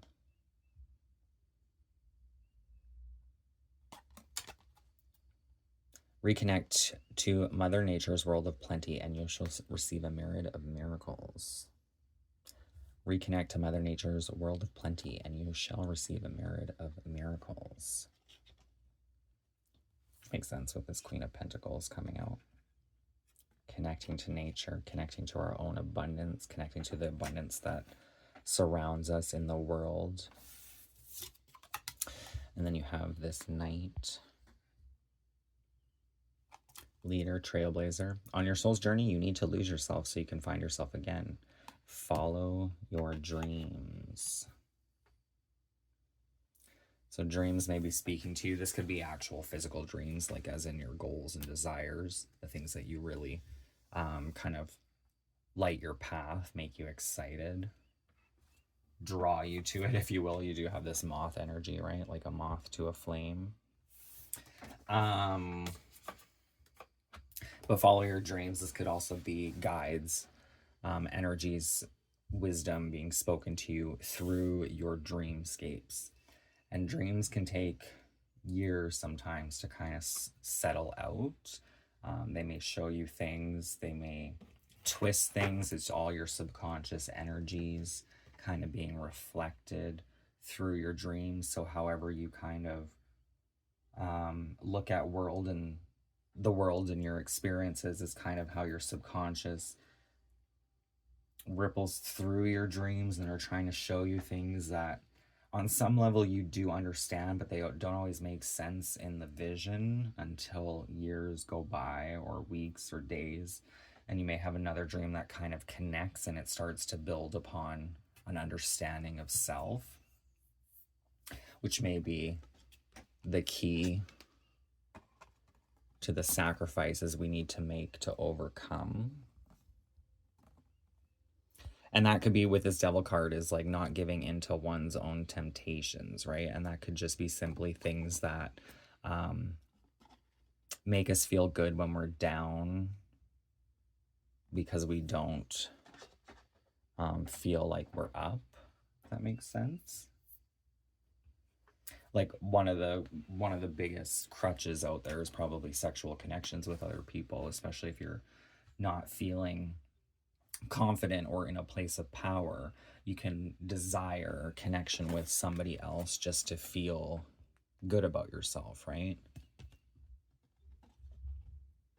But that connection may not always make you feel good about yourself, because it can be stemming from a darker void, which is what the Devil is all about. Kind of forcing us to see our own taboos, our own triggers, and patterns of behavior so that we can kind of conquer them once and for all and outgrow it, to step back into our true divinative self. So that is the reading I have for you at this time, viewer, for those of you that are born in the month of December. As I mentioned before, all the decks I have used will be hashtagged in the description box below if anyone's looking to work with or purchase them for themselves, as well as my Scentsy website link and my PayPal for donations. If this reading resonated, please feel free to hit that thumbs up, and don't forget to subscribe, and I will see you next time. Thank you for watching, and bye for now.